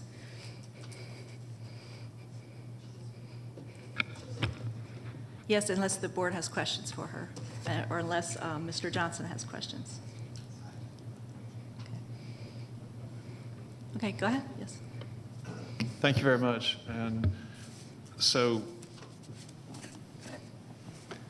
you can understand how the plants you have out there do beneficial things, but that some other folks may just leave weeds in their front yard, right? That's why we have our ordinance. Were you given an opportunity to place the tall growth you have in your front yard into raised gardens and things of that nature, or basically a chance to find some workarounds so we wouldn't have this conflict?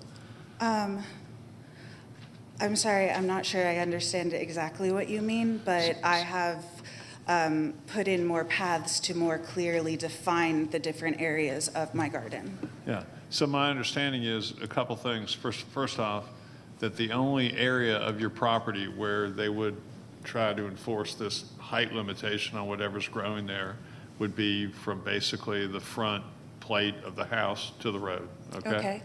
Second, so pretty much in the backyard, especially if it's not visible from the road, they wouldn't, my understanding is they wouldn't cite you for anything.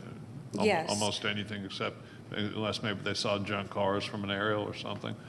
But secondly, my understanding is that they allow gardens to be placed in the front yard as well, as long as they're raised gardens. Did you have a discussion with anybody in the county about going to that? No one told me that they have to be raised gardens, and many people in my neighborhood also have gardens that are not raised. That was all? I was not aware of any such any such stipulation. Thank you. Could you leave up on the screen the picture that outlines your garden area in the front and colors and stuff? That would be packet A.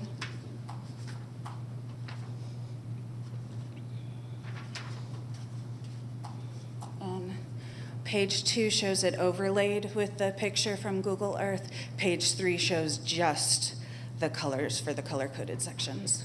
So are these colors kind of delineated with timbers or somehow? Yes, there's a key on the top of the page. Oh, okay. I'm sorry. It's okay. Oh, there we go. All right. Okay. So from what I'm seeing here, the beds are delineated by timbers or whatnot? The vegetable beds are, yes. And you have a walking path through your beds, and while people from the street may not can see that now, in the spring and summer, it's quite obvious, right? Yes, in the spring and summer, it's quite obvious, and the flowers are a riot of color. It is so beautiful. Okay.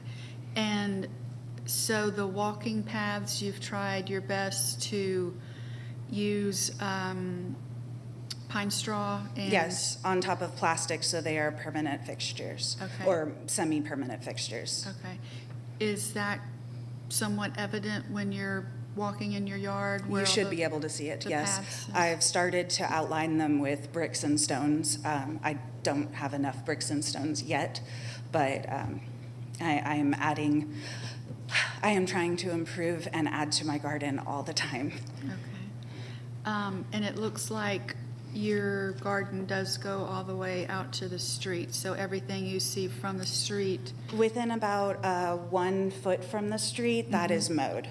Okay. I try to keep the very front of the property neatly mowed. Okay. All right. Does anybody have any further questions at this time? Okay, thank you. Thank you. All right, thank you. Mr. Johnson?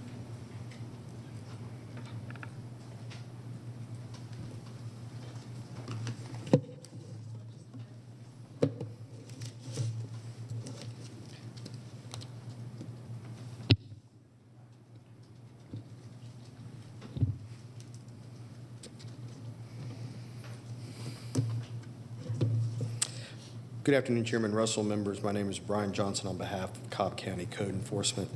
We're here today to ask this board to uphold Code Enforcement's decision to issue a notice of violation to both Bunshoe and Byzantine for failing to maintain their property located at 1886 Harold Avenue in compliance with Section 8312 of the Official Code of Cobb County, Georgia.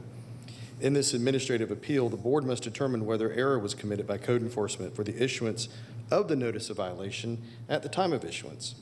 The burden is on the property owner to show that the condition of the property does not constitute a public nuisance, meaning the property is in compliance with the county code. The weed control ordinance was adopted by the Cobb County Board of Commissioners under their police power. This police power is designated to the counties via the Official Code of Georgia 36120, which provides that each county may adopt ordinances for the purposes of protecting and preserving public health, safety, and welfare of its citizenry. County Code Section 8312 states, "It shall be unlawful for the owner of any property that maintains property to permit weeds or obtain a height exceeding 12 inches on any portion of that property unless exempted, as described in this section." The language of this code is clear and ambiguous, and properties in the county must be maintained with their grass and weeds at a height of 12 inches or less, regardless of their purpose or intent. This case is simple. The photographs, which we're about to see, are clearly not in compliance with the Cobb County Code. Therefore, as defined by the Cobb County Board of Commissioners, it constitutes a public nuisance. The property owner is responsible for their lot. The fact that the owner of the parcel seeking to cultivate a pollinator garden does not mitigate the nature of this violation or the need to maintain their property as required or envisioned by the county code. The property owner mentioned that there is a weeds list, but that list is not necessarily exhaustive, and that weeds and flowers need to be discernible to which is what to the eye of the beholder and to code enforcement and to the public at large. At this time, I'm going to call Brent Farrell, who is the division manager for code enforcement, to come up and testify.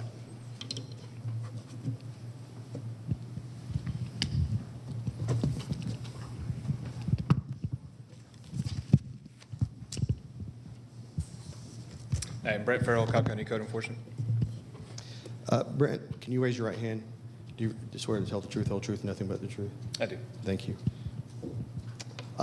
Again, please state your name and position with the county. My name is Brent Farrell. I'm the Code Enforcement Division Manager And how long have you worked with the county? Since 2005. So what are your duties as code enforcement division manager? I oversee the day-to-day operations, training, hiring of code enforcement officers and staff. And within those duties and those activities as the division manager, are you familiar with the weed control ordinance? Yes. I'm going to hand you what is going to be marked as Exhibit 1.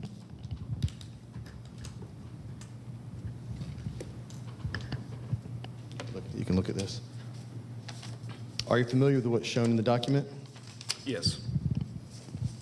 This is Chapter 83 of the County Code for nuisance pertaining to grass and weeds. I'd like to enter this into Evidence Exhibit 1. Excuse me, gentlemen, but you're hard to hear. Will do. Thank you. Sorry. How does code enforcement learn of potential violations throughout the county? We receive complaints either via telephone, email, or some people write letters, some people come in person to file the complaints. What type of information is gathered by staff when a complaint is made? Typically, we ask for the address of what the complaint is and what the description of the complaint is. Are all complaints investigated by code enforcement staff? Yes. The weed control ordinance, which we just submitted into evidence, details prohibited activity. Can you describe what is prohibited? It's prohibited for grass or weeds to obtain a height over 12 inches. And have you reviewed the pertinent case file for 1886 Harold Avenue? Yes. I'm going to hand you what is going to be entered into evidence as Exhibit 2. Are you familiar with this document? Yes. Can you describe what that is?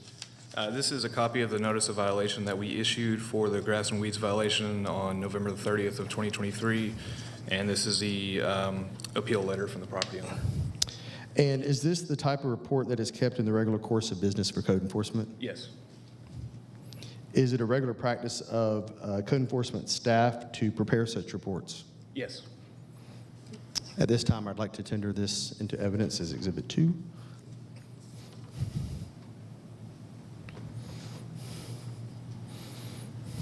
When was the first time that code enforcement issued a notice violation for this property? It was on November 30th of 2023.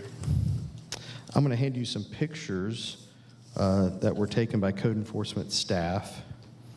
And these pictures will be available to the board. I'm going to also show a PowerPoint in a second. If you want to put those up on the screen or just wait for the PowerPoint, either way.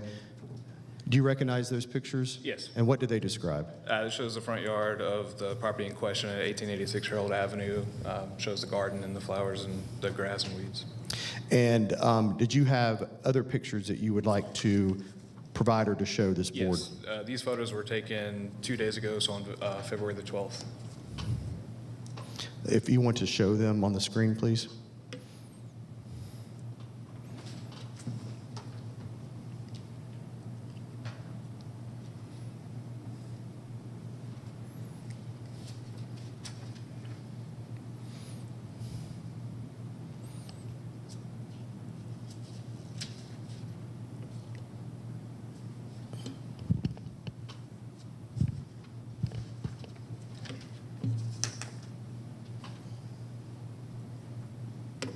Could you describe some of these pictures that are being shown? Yes, this picture is facing the house from the roadway. This would be the eastern side of the property line. The flower beds are not in question. Those would be exempt from our ordinance. The area on the right, there appears to be weeds that are over 12 inches.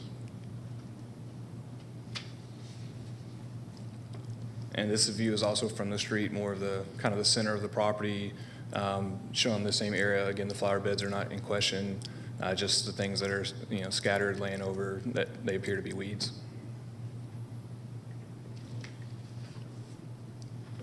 And this is the same area, just a different angle. And can you describe what you see in this picture? Yeah, it appears to be weeds over 12 inches that are either dormant or dead. And is that standing water on the property as well? That is on the roadway. Okay, is that on the roadway? So that's not on the parcel itself? Right, correct. Thank you. We're going to enter those pictures into evidence as well, and just continue the same exhibit number, please. Excuse me, Ms. Bunchu, do you have any objection to admitting these into evidence? Please forgive me for my lack of knowledge. I am not sure what I would have objection to other than to be able to identify all of those plans. She will be allowed the opportunity to cross-examine the witness, so you'll have an opportunity to question him if you want to. Okay. All right, thank you. Please. In your discretion at the time of notice of violation, what is the subject property in compliance with the county code? It did not appear to be. Does the property, when the last pictures depicted just recently, is it in compliance with the county code? It does not appear to be, but if she can identify the plants and they are pollinator plants, then they would be allowed. Okay. At this time, I want to enter into evidence the position paper drafted for the board. I think that's Exhibit 3, 4. And then also as Exhibit 5, the warranty deed showing ownership of the property is Exhibit 5.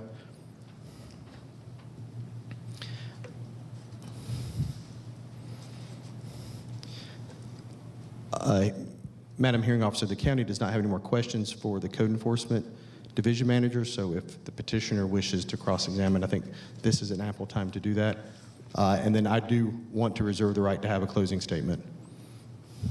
Okay, thank you, Mr. Johnson. Ms. Bunshu, would you like to ask questions? Hey, please proceed.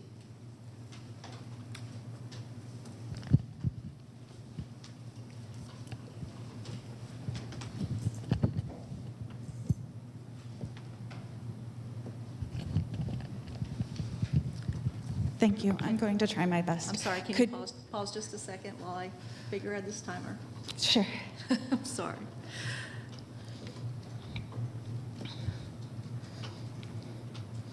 Would it be possible for me to see packet C of the flowers?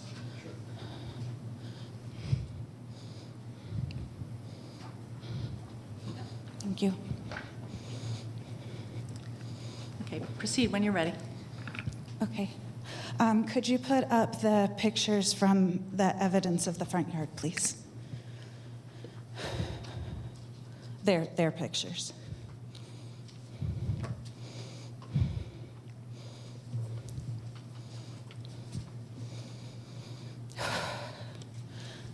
Hi. Are you aware of what marigolds look like when they are dried and done with the season for winter? I'm not. Are you aware of what zinnias look like when they are dried and preparing for winter? No.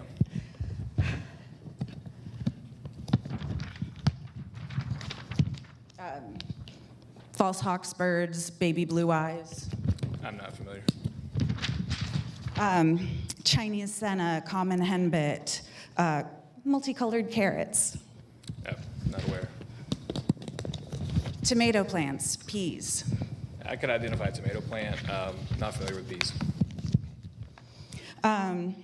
Virginia buttonweed, Canada mare's tails, pale seed plantains. Not familiar. Is this the 3 minutes? Do I only have 3 minutes? This is not. Okay. No, you have plenty of time. Excellent, thank you. Indian blanket, Japanese clover. No.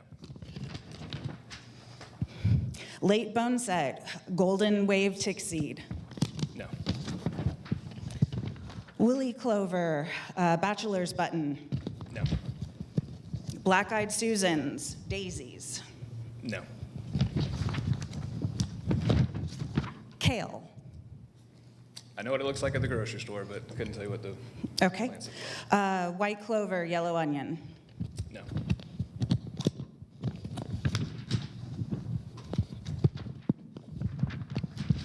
Lavender.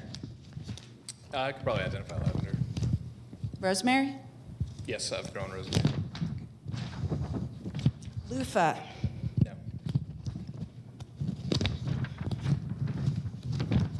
Cosmos. No. Field madder. No.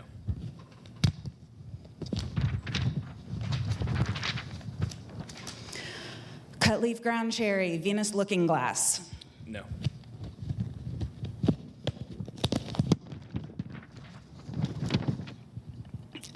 White aster bushes. No. Myrtle trees. No. Would you please look through this list and tell me of any of those plants that would constitute as weeds, based on your understanding?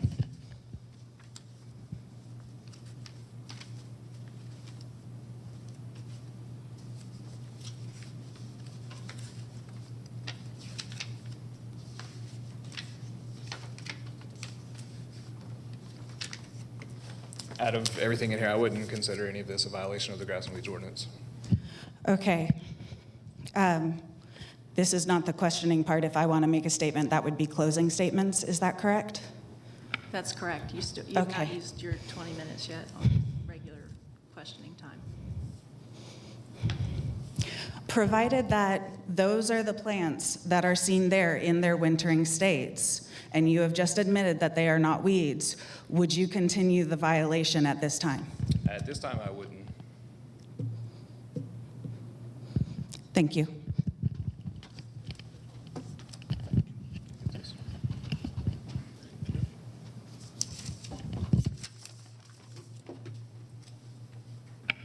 Go ahead, Mr. Johnson.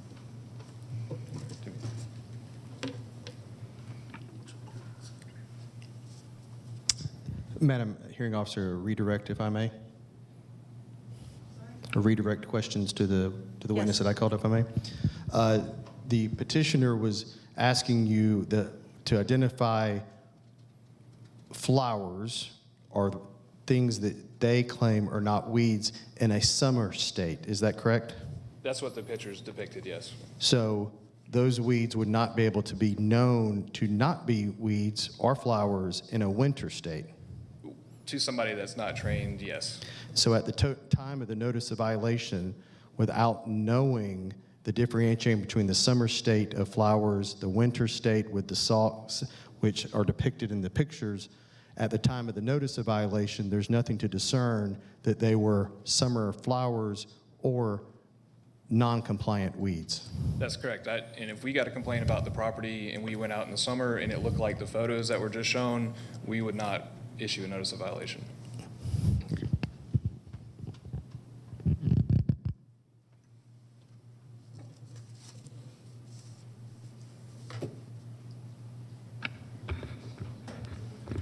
Yes, the board may ask questions.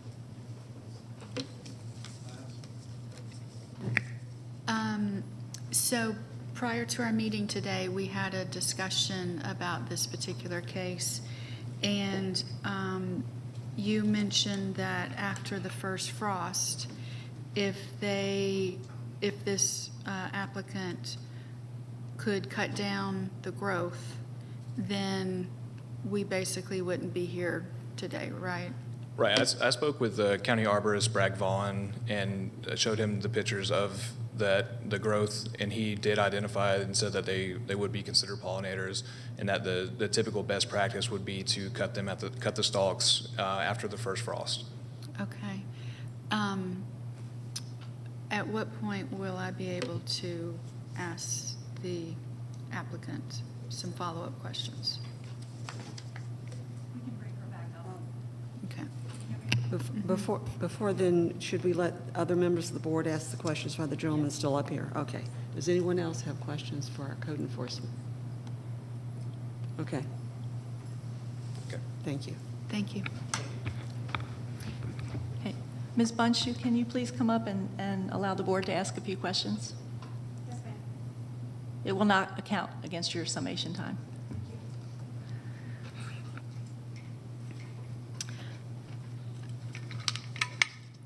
You're doing really great. Yeah. Okay. Thank you. You're very prepared. This is very important to me. I can see that. I understand. Not being into gardening at your level by any stretch, can you talk to us about his idea about after the first frost? I mean, is that It does workable impact what solution? Sorry. It's okay. It does impact what pollinators naturally do as they come into the garden. Leaving the seed pods on the stalks does make the seeds not wash away in the rains in the winter. Also, several types of pollinator insects actually use the stalks as they are standing to winterize and to live throughout the year, including some bees. So I would, as I said, I would prefer to leave them up. If the end of this is I have to cut them down, I will cry, but I understand. But I would prefer to leave them up to maintain that pollinator positive natural state. Okay. Any other questions? I have a question. Do you have a question? I do. Have you thought about somehow putting up a buffer in the front during the dormant season to somewhat disguise Do you mean like a small picket fence or something like that? Something. I was planning to do that on the left side of my property anyway. I was where the flowers are. This season I noticed that because my property is facing east, the flowers tended to fall really far east. As you could see in the pictures, they kind of come out towards the road. I was planning to put a small, about 1 foot something there so that it would encourage them to grow more up rather than out. I think I'm speaking specifically to, I think from the untrained eye, which my eye is extremely untrained, and I extremely appreciate your passion and knowledge of all. I've learned actually a lot today, so I'm a green thumb enthusiast. I'm a little brown right now. But have you thought about, like, during the dormant season, for those of us that are untrained, it can look unsightly and therefore cause the untrained eye, and thus for you to be in this situation, which is not a comfortable place, I'm sure, that you like to be. But is there something that you could put up, even if it's something temporary, to kind of provide a buffer so that it's not as unsightly?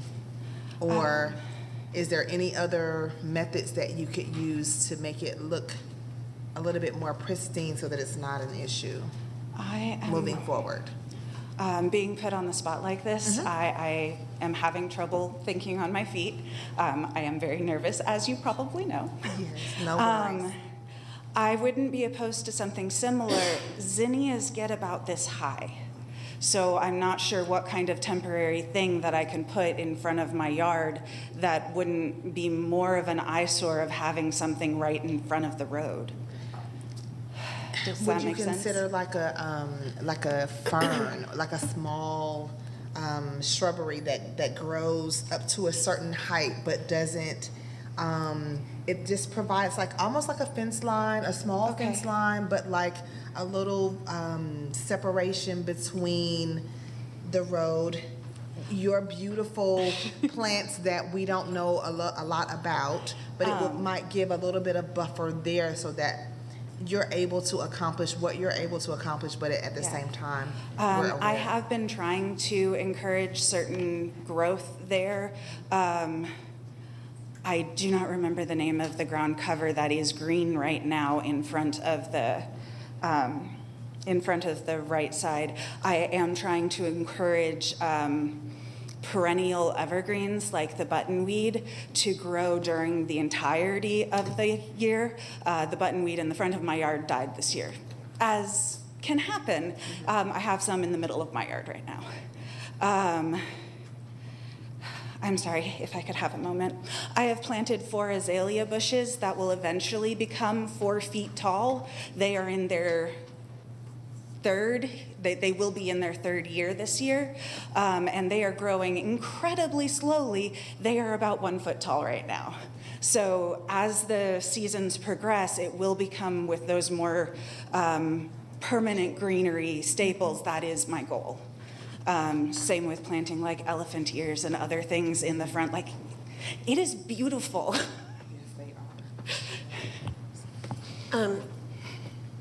So I'm learning all the things about gardening, and I actually have a little plot over at Hyde Farm, and so it's surrounded by with the plants that are pollinators, and so this year one of our duties in order to have this spot, which is beautiful, is to take care of a pollinator wall. Yes. So I'm learning a lot about pollinators, and I totally understand that at this time of the season, especially with the terrible frosts that we've had, that our garden, which is run by lots of people, looks pretty bad. Yes, and so we've been told that we need to do some thinning so that it'll allow the plants to grow better and to come along and thin. What I find with your information, just briefly talking about what you put in here and what you're growing, is that you have a wealth of knowledge, and that people enjoy your yard. Of course, everyone enjoys our garden, your yard, when everything is in full bloom and you're having the flowers and vegetables and all of that going. That this was something that was called in as a complaint, so people aren't having this understanding of what you're trying to do in your yard. So one of the ideas, and this is what we have at Hyde Farm, is we have cute little identification tags, and so we put those in the locations where where in our own beds we don't have to identify what we have, but on the pollinator plants that are around the perimeter, we do have these little cute tags, so that when somebody goes by and says, "That's dead and ugly," it's like, well, that's dead and ugly, but this is what it is. And so you're like, okay, this is great, because you know what it's going to look like. Yeah. So in your situation, and I think that you would be very good at this, is to be able to put identifications, and again, we do have to clean up those pollinator areas. And I'm sure that thinning and all of that they're died back and we've got to come in and clean them. So if these areas could be cleaned up, but I think on another thing for your neighborhood is to show that you have this very beautiful plan of how you're going to grow your different areas and what you're planning in each area. And I think that when you put in more of your walkways, it's going to look more like you have planned it, not just have it here. But if you had these identifiers, I think it would help people that either walk by, drive by, or whatever, have a little bit more of an understanding that this isn't just a front yard of dead grasses, of weeds. You can tell in areas, especially where you have your trellis, that you are growing something. I think that would maybe help a lot as well. May I make 2 comments? Sure, you may. My first comment is I don't like planting in rows because, as you know, pollinators in nature don't like rows. I plant things all on top of each other, so putting in individual identifiers, I could do it, but it would be like a page. You saw a page of things listed. I wonder if that would be even more unsightly than. Well, it could just be just a sign that this is pollinator. I have 2 signs in the front yard identifying them as pollinator gardens. I just feel that if I drove by your house and I see these dead bushes or weeds, I would kind of think that was a little unsightly. Okay. But I think that if I drove by your house and saw that this is more of a garden, okay, even in so much as having a little sign that has identifiers. Okay. So you have so in one area you have a pink stake, in another area you have a blue stake, not something that's takes away, but then you have a little identifier that shows that this is this pollinator, this is this type of plant, just to show that you have a master plan for this garden. And in the winter, I'm sure in the summer it's absolutely gorgeous, but in the winter, if there was just some way that you could do some thinning. Would putting stones or a barrier around the entirety of the garden help? Yes, because then even it would if it's look just something small. Right. It would look then like you have a plan. Okay. And that you won't. We can't ever stop somebody from not calling to make a complaint. But I think that if they see that you have a plan and you're developing a plan, and again, when it stops raining and isn't so cold, I've got to go out and do my thinning of my pollinator area. Yeah, that's my plan. So I think that some thinning, and if that could be done you know, as we get the big frost and then it dries up and it looks like this, that you would just maintain that thinning in that type of season, not to deplete your plant, but I know that you know, the instructions that I've been given by the master gardens is that the thinning is good so that it keeps the plant producing.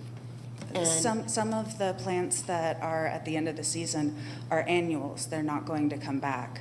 And I was planning to, when the new plants came in, that's when I was planning to do it, pull them in the spring. So I guess it's more for people driving by to identify that this is a beautiful garden that is run by somebody who you're highly educated in this plant world, and I think that it could be just very impressive, and it could also be sort of a little bit of a, for your neighbors, an educational garden, which, you know, we all love educational gardens. Thank you. And, you know, I have in my neighborhood a neighbor that has, you know, a raised bed, and at first it was like, everyone was like, why is this in the front? But then it became an educational. Yes. And she has little markers, and it's just delightful. So I think if we could take that here that we see, do some thinning and some educational. Okay. that When you we say could go thinning, far. do you mean like the more unsightly flowers or all of them? I think you just, in my opinion, and I can't speak for the board. In my opinion, I think that there could be some thinning of some of these, the browner areas, like where you have your little sign to thin there, to thin along the front. Again, you know, what you were saying is put your, you know, rocks or something to identify, or like the other commissioner was saying, is to put maybe some low-level border. Okay. Just so it shows that you are in control of this. This isn't out of control. It would, similar to what I have in the picture, be okay? I'm sorry, I want specifics so I don't have to come back. No, you're fine. Are you asking about the shrubbery that's? No, I'm talking about the glass and the bricks in front of the walkway. I can point to them specifically if you would. That would be great. There are right here and right here.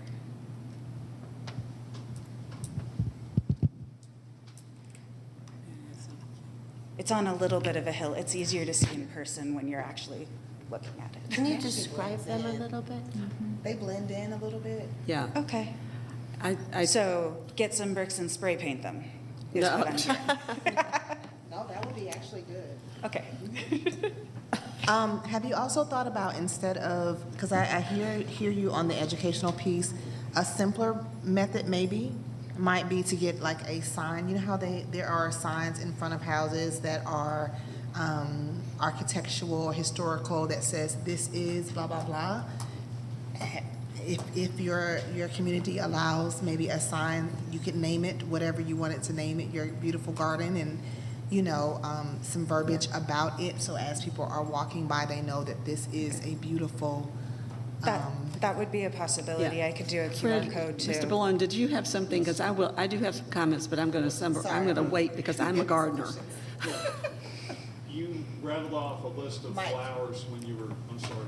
You rattled off a list of flowers when you were questioning the code enforcement gentleman, correct? Yes. And those are all flowers you have in your things you consider Every flowers? single one of those pictures is from my garden. And you consider all those to be things you have in your yard, the list you Yes. rattled off? And I wrote down one of the items on that list is called, if I heard what you said right, a Virginia mountain weed? Buttonweed. Buttonweed. It is a beautiful perennial that has green leaves that are shaped like this. It gets no more than about this high. It can survive being mowed. It is often used as ground cover. Okay, but you claim that something called a Virginia buttonweed is not a weed? Is that Yes, right? sir.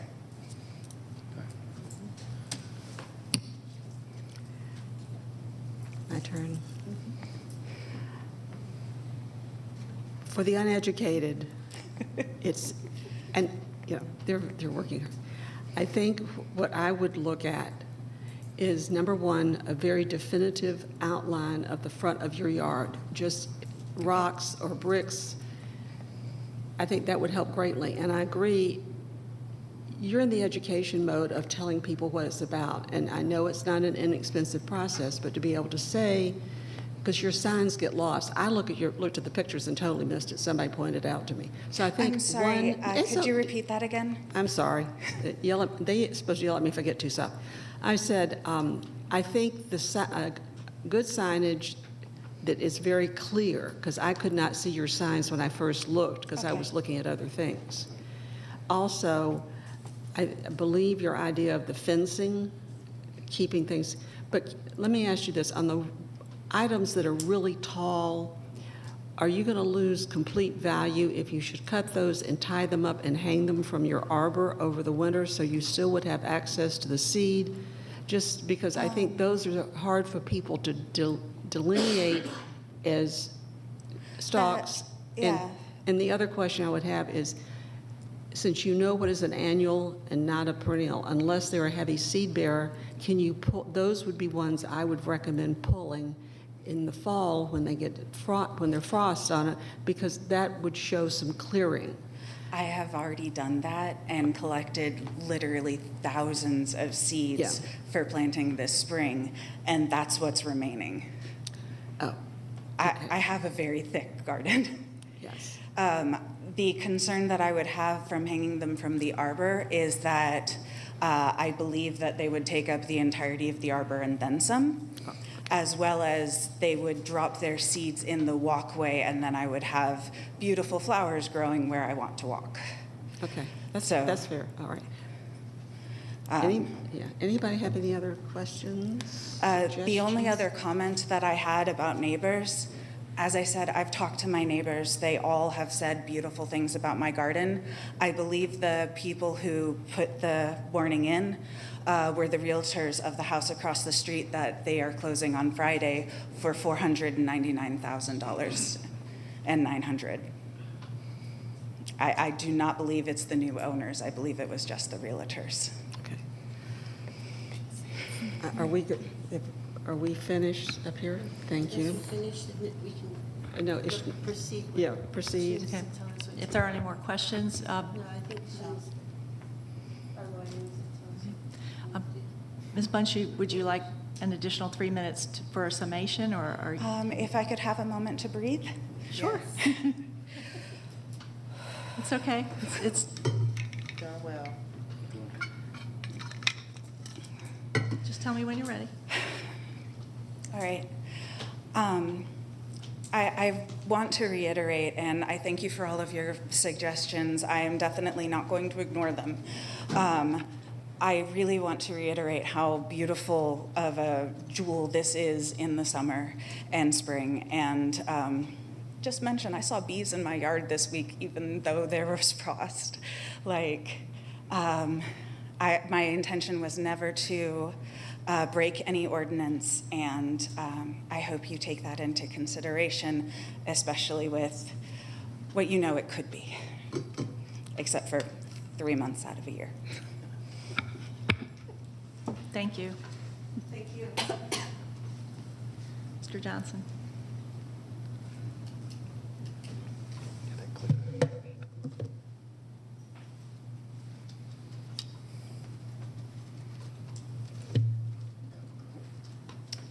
Thank you for your time and attention this afternoon. After reviewing the evidence and the testimony presented and the dialogue, we asked this board to find the property located at 1886 Harold Avenue as at the time of the notice of violation being improperly maintained in violation of the Cobb County Code. Just a reminder, some pictures, the location of the property. The county vests its powers, police powers to protect the public safety through the police power is vested by the Code of Georgia. The Cobb County Code is clear about 12 inches, and it does say weeds, but I think to an eye they'd have to know the difference between what is a weed and what is just a dormant flower, which I don't think is evident here. The property at the time of the notice of violation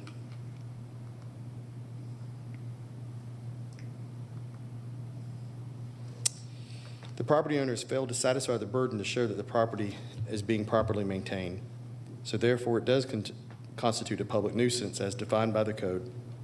As this board has been shown, the property has weeds or something on the property that exceed 12 inches, and this is clearly in violation of the code. No facts have been shown to establish that error was committed by code enforcement's decision to issue a notice of violation. Code enforcement has the discretion to try to ascertain, but no error was committed. It was not an arbitrary decision to issue the notice of violation. We ask you to find the property as being improperly maintained in violation of the Cobb County Code, and that you require the property owner to be brought into compliance. And code enforcement has demonstrated they're happy to try to work with the property owner so that there is a clear, distinct delineation between the grass or what is the pollinator gardens, whether it's raised beds. There was a good dialogue coming from this board about opportunities and suggestions. We just want to make sure that there can be no structures or fixtures in the right-of-way. So whatever your suggestion would be in upholding the decision to issue the notice violation with direction back to the property owner, or denying, saying that there was no evidence to issue the notice of violation, providing the property owner with an opportunity to attempt to maintain their meritorious intent for pollinators, but at the same time understanding that the county code does not expressly delineate wintering flowers, wintering stalks, summer flowers. To the average eye, it appears to be weeds. And absent something clearly delineating that it's in violation of the code as dormant weeds.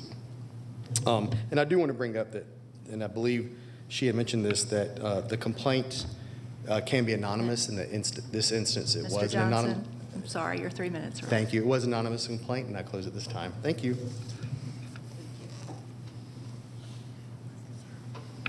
Now it's back to us for deliberation. Yes. All right, are there any, We have to deliberate openly, correctly? Yes, in public. In public. Yes. My question is, do we need to have a mic Yes, to do thank the you. deliberation? Do we need our, That- yeah, are you Yes. saying that? Yes? The question is I don't on know. whether, yes, your mics need to be open. It's an Okay. open deliberation. All right. This poses a very interesting situation, knowing that the intent was there, but from our side, unfortunately, the education for knowing how to look at a weed and know it's a flower is a challenge. I'm Why wondering don't- if maybe we give a certain time, if, I don't know if we do this, say, at this date, have someone come back and review the property to see if she has made the improvements. I mean, it's not, I don't think he wasn't in error if you thought if that was weeds, but if it's not weeds, it doesn't fall under the ordinance. Well, I think that the question is, and I think that is that there was an error made at the time of the notice of violation. And so, and to be able to have an individual go out to determine what is a weed and what is a flower and what is that it was determined that it violated the height of 12 inches. And so I don't find fault at all with our code enforcement officer for identifying and writing this notice of violation. So how do we get past the fact that this was an error given what was presented today in the hearing? We were asked to to determine whether or not code enforcement made an error. Yes. So that's the first decision that we have to make.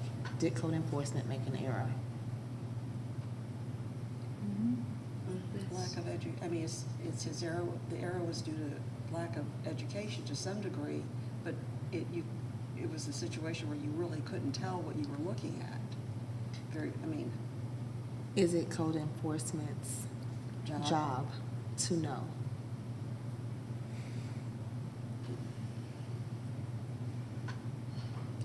I don't think so. you know, I think it all. So honestly, if it's not they- their job to know, Yeah, then they that's what I'm didn't make an saying. error, but then Yeah. her having plants versus what's determined as, or defined Yeah. as weeds. Yeah, that's what I'm struggling with, is it was made with good intent, that they believed they saw weeds, but when we're hearing this. Huh? I get y'all are deliberating, but no one can hear you. Oh, sorry. Okay, everybody get up to their mics. Sorry, we were trying to. Sorry, thank you. Thank you for letting us know, Cornelius. Okay, I'm just saying is, I think when he went out and looked at the property, it was with all good intent of understanding the code and understanding what they were looking at. And it was hard to delineate between a dead flower and a weed. So that's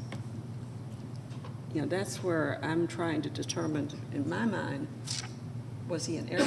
No, he wasn't in error because he believed he knew what he was seeing. So I'm torn.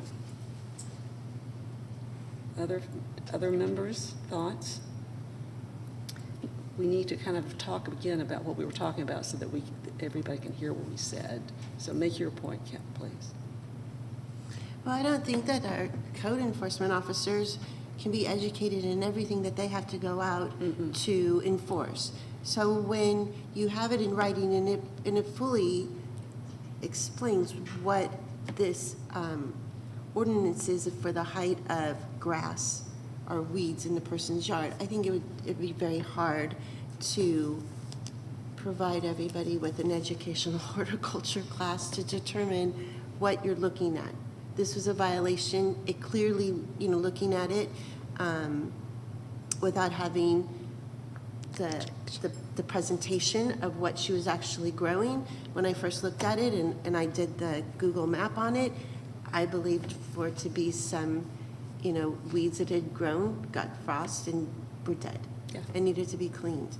So her educational background and what she provided to us, I think that there can be, I don't believe that there is an error made by code enforcement in issuing a notice of violation. And I think that in this hearing, it was determined that these aren't weeds and that there can be sort of like a happy medium, is that she needs to work on her property. She needs to do some thinning. And I think that everybody here provided some good suggestions. And I think that will help her moving forward. It's that, yes, she says that her neighbors all are supportive of her beautiful garden. And I don't, I believe her, but I think that, anybody passing by can make a phone call. And I think that this would just help prevent further from code enforcement having to go out to another complaint on this property, which could arise. And I think that we've made some very good suggestions that she should consider and apply. But I don't really believe that there was an error made by code enforcement to issue this notice of violation.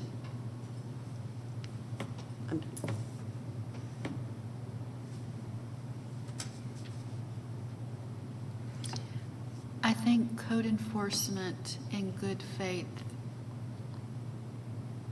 saw weeds. I think I probably would have looked at the situation and said, those look like weeds to me. So did code enforcement make an error? Not in their judgment and ability. That's what they saw. upon the presentation of this case and the explanation of everything you have going on in your front yard, I think the error was in coming to the conclusion that they were weeds. I don't consider them weeds after your presentation. So did code enforcement make an error? No. But we have concluded that these were not weeds. So I would like to make a motion that we do not find her in violation of having weeds exceeding 12 inches. Is that the motion that can be made, or do we have to, is it up and down? Do we do a motion? Error or not an error? Did code enforcement make an error, or did code enforcement follow the code? Code enforcement followed the code. So The standard for the appeal is whether the code enforcement officer abused his discretion. You need to speak up. I'm sorry. The issue, I mean, the standard on the appeal is whether the code enforcement officer abused his discretion in issuing the order. So whether he exercised his discretion that was not justified by the evidence or made a decision that was clearly against the facts. I think dual dichotomy exists here. And I think dual dichotomy exists here. And based on the evidence, there was not an error made, and she does not have weeds.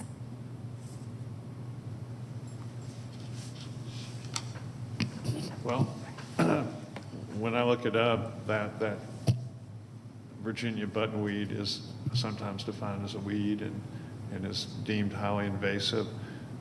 I didn't hear if it was established whether that was a foot tall or not, but it's definitely a weed, at least according to my little search on my handheld device here.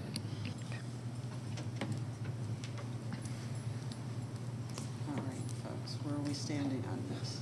I do also, just to interject with that, I hear you on that, Fred, and I believe that isn't one of the weeds that was identified as not allowable. So, just in clarity. So I think at this point then, the motion would simply be, we find that code enforcement was not in error, or code enforcement was in error. Correct. He was not in error. Based on his knowledge, he was not in error. Based on his knowledge of weeds, of flowers. So. He was not in error. He was not in error. No. Yeah. Okay. You Say wanna- call for vote? Yeah, you want to, We somebody. do? Call for a vote? Do we have to make it's a motion, right? I think you can just call for the vote. Or, Okay. yes. So call for the vote? Call for the vote is, what? Define this. Would you like to do it, Mr. Attorney? The question is whether or not code enforcement was at fault or in error when placing the citation on the applicant. Perfect. That would be vote. Second. Second, sorry. So, all righty. Do we vote right? I don't know. No, we didn't vote right. What did No, we- Code enforcement was not, it should be a no, not a yes. We voted wrong. Okay, so All right. let's do that again. Well, we thought you were just voting. Okay. All right. Now that we have clarification, place your votes. Oh, my goodness. Fred? Fred? All right. Thank We you. found them not in violation, so. We found them not in violation. Code enforcement was not. We are upholding the decision Yes. of code enforcement. Okay, So that's let's just let's Okay. do this again so that we have clarity. For voting purposes, we are upholding code enforcement's citation of the applicant, yes or no? Is that, were we good now? Second. Second? Okay. All right, we're upholding the decision of code enforcement. All right. Yeah, we have to, Making a motion to adjourn. yeah, that was getting ready to do that. That's fine. No, I'm- are we done with the hearing or? Yes. Okay. Okay, now we've closed the hearing, we've voted, now I would like a motion to adjourn. I would like some more discussion, because I thought we agreed code enforcement did their best Yeah. with the knowledge that they had, Yeah, but we agree that she doesn't have weeds. but this is specifically when the code, now somebody that's an attorney, correct me if I need it. The understanding I have is at the time the citation was issued, to the best of the knowledge of the code enforcement officer, that was considered a weed. Yes. And so they were not in error at that point in time. We've now been educated, but that does not affect the question at hand.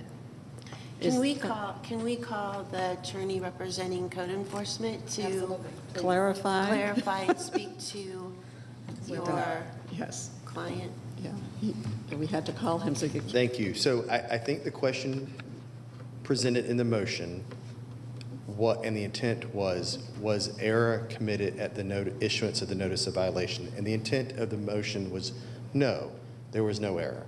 However, I think this board is desiring to provide direction back to code enforcement and the property owner and say, if these are indeed flowers and not weeds, then go forward and demonstrate that and have code enforcement put on notice as to this parcel that they're not weeds, but that there needs to be something more to demonstrate what is what to the untrained eye and to code enforcement. But as to the notice of violation for this one, from November 2023, there was no error. But going forward, she can allow to have her flowers in her pollinator garden, Yes. but she needs to demonstrate what is what to the passerby, to the neighbors, to the general public. And I think that's the direction that this Yes. board was going. Yes, Yes, so we correct. gave her examples of the ways in which to identify. So, but does Yes. that need to be included in, I believe the county clerk would like that in the record. And that wasn't necessarily in the motion, but that could be in a clerk's note to give that direction and for future enforcement as to this issue on this parcel, for code enforcement to be put on notice, for the property owner to be put on notice to have a pollinator garden, but it has to be specifically delineated and prescribed in a way that people will know what's what. so does that need to be included in the motion, or is that? That would have been the preference, yes. Okay, all right, you got it? Yeah, okay. All right. Do we need to? With that being said, wait. we'll amend our motion. Wait, do we need to do anything to change? This is, You don't need to restate the motion. We're going to do a clerk's note. okay. And so do we need do you need any clarification on the clerk's note? Okay. Deidre, you started it, you can finish. So for the clerk's notes for record, we are asking that the applicant work with code enforcement to ensure that the areas that are pollination or gardens or part of the garden flowers are properly identified for the public and also for DOT moving forward. Yes? Second. Okay. All right. Do we? No, that was a clerk's note, so we don't have to. No, we That's don't not have a to do motion, anything. no. Okay, well, the only thing we have to vote on is we'd like to adjourn or not. Vote to adjourn. We need to vote to adjourn, folks. I don't think we did that. So moved. Vote, yes. Thank you. We are adjourned. We're tired. Okay, now that was a failure. Thank you for your patience with me as well. And for once, I'm looking at everybody else and I'm not looking at Brian, so I didn't.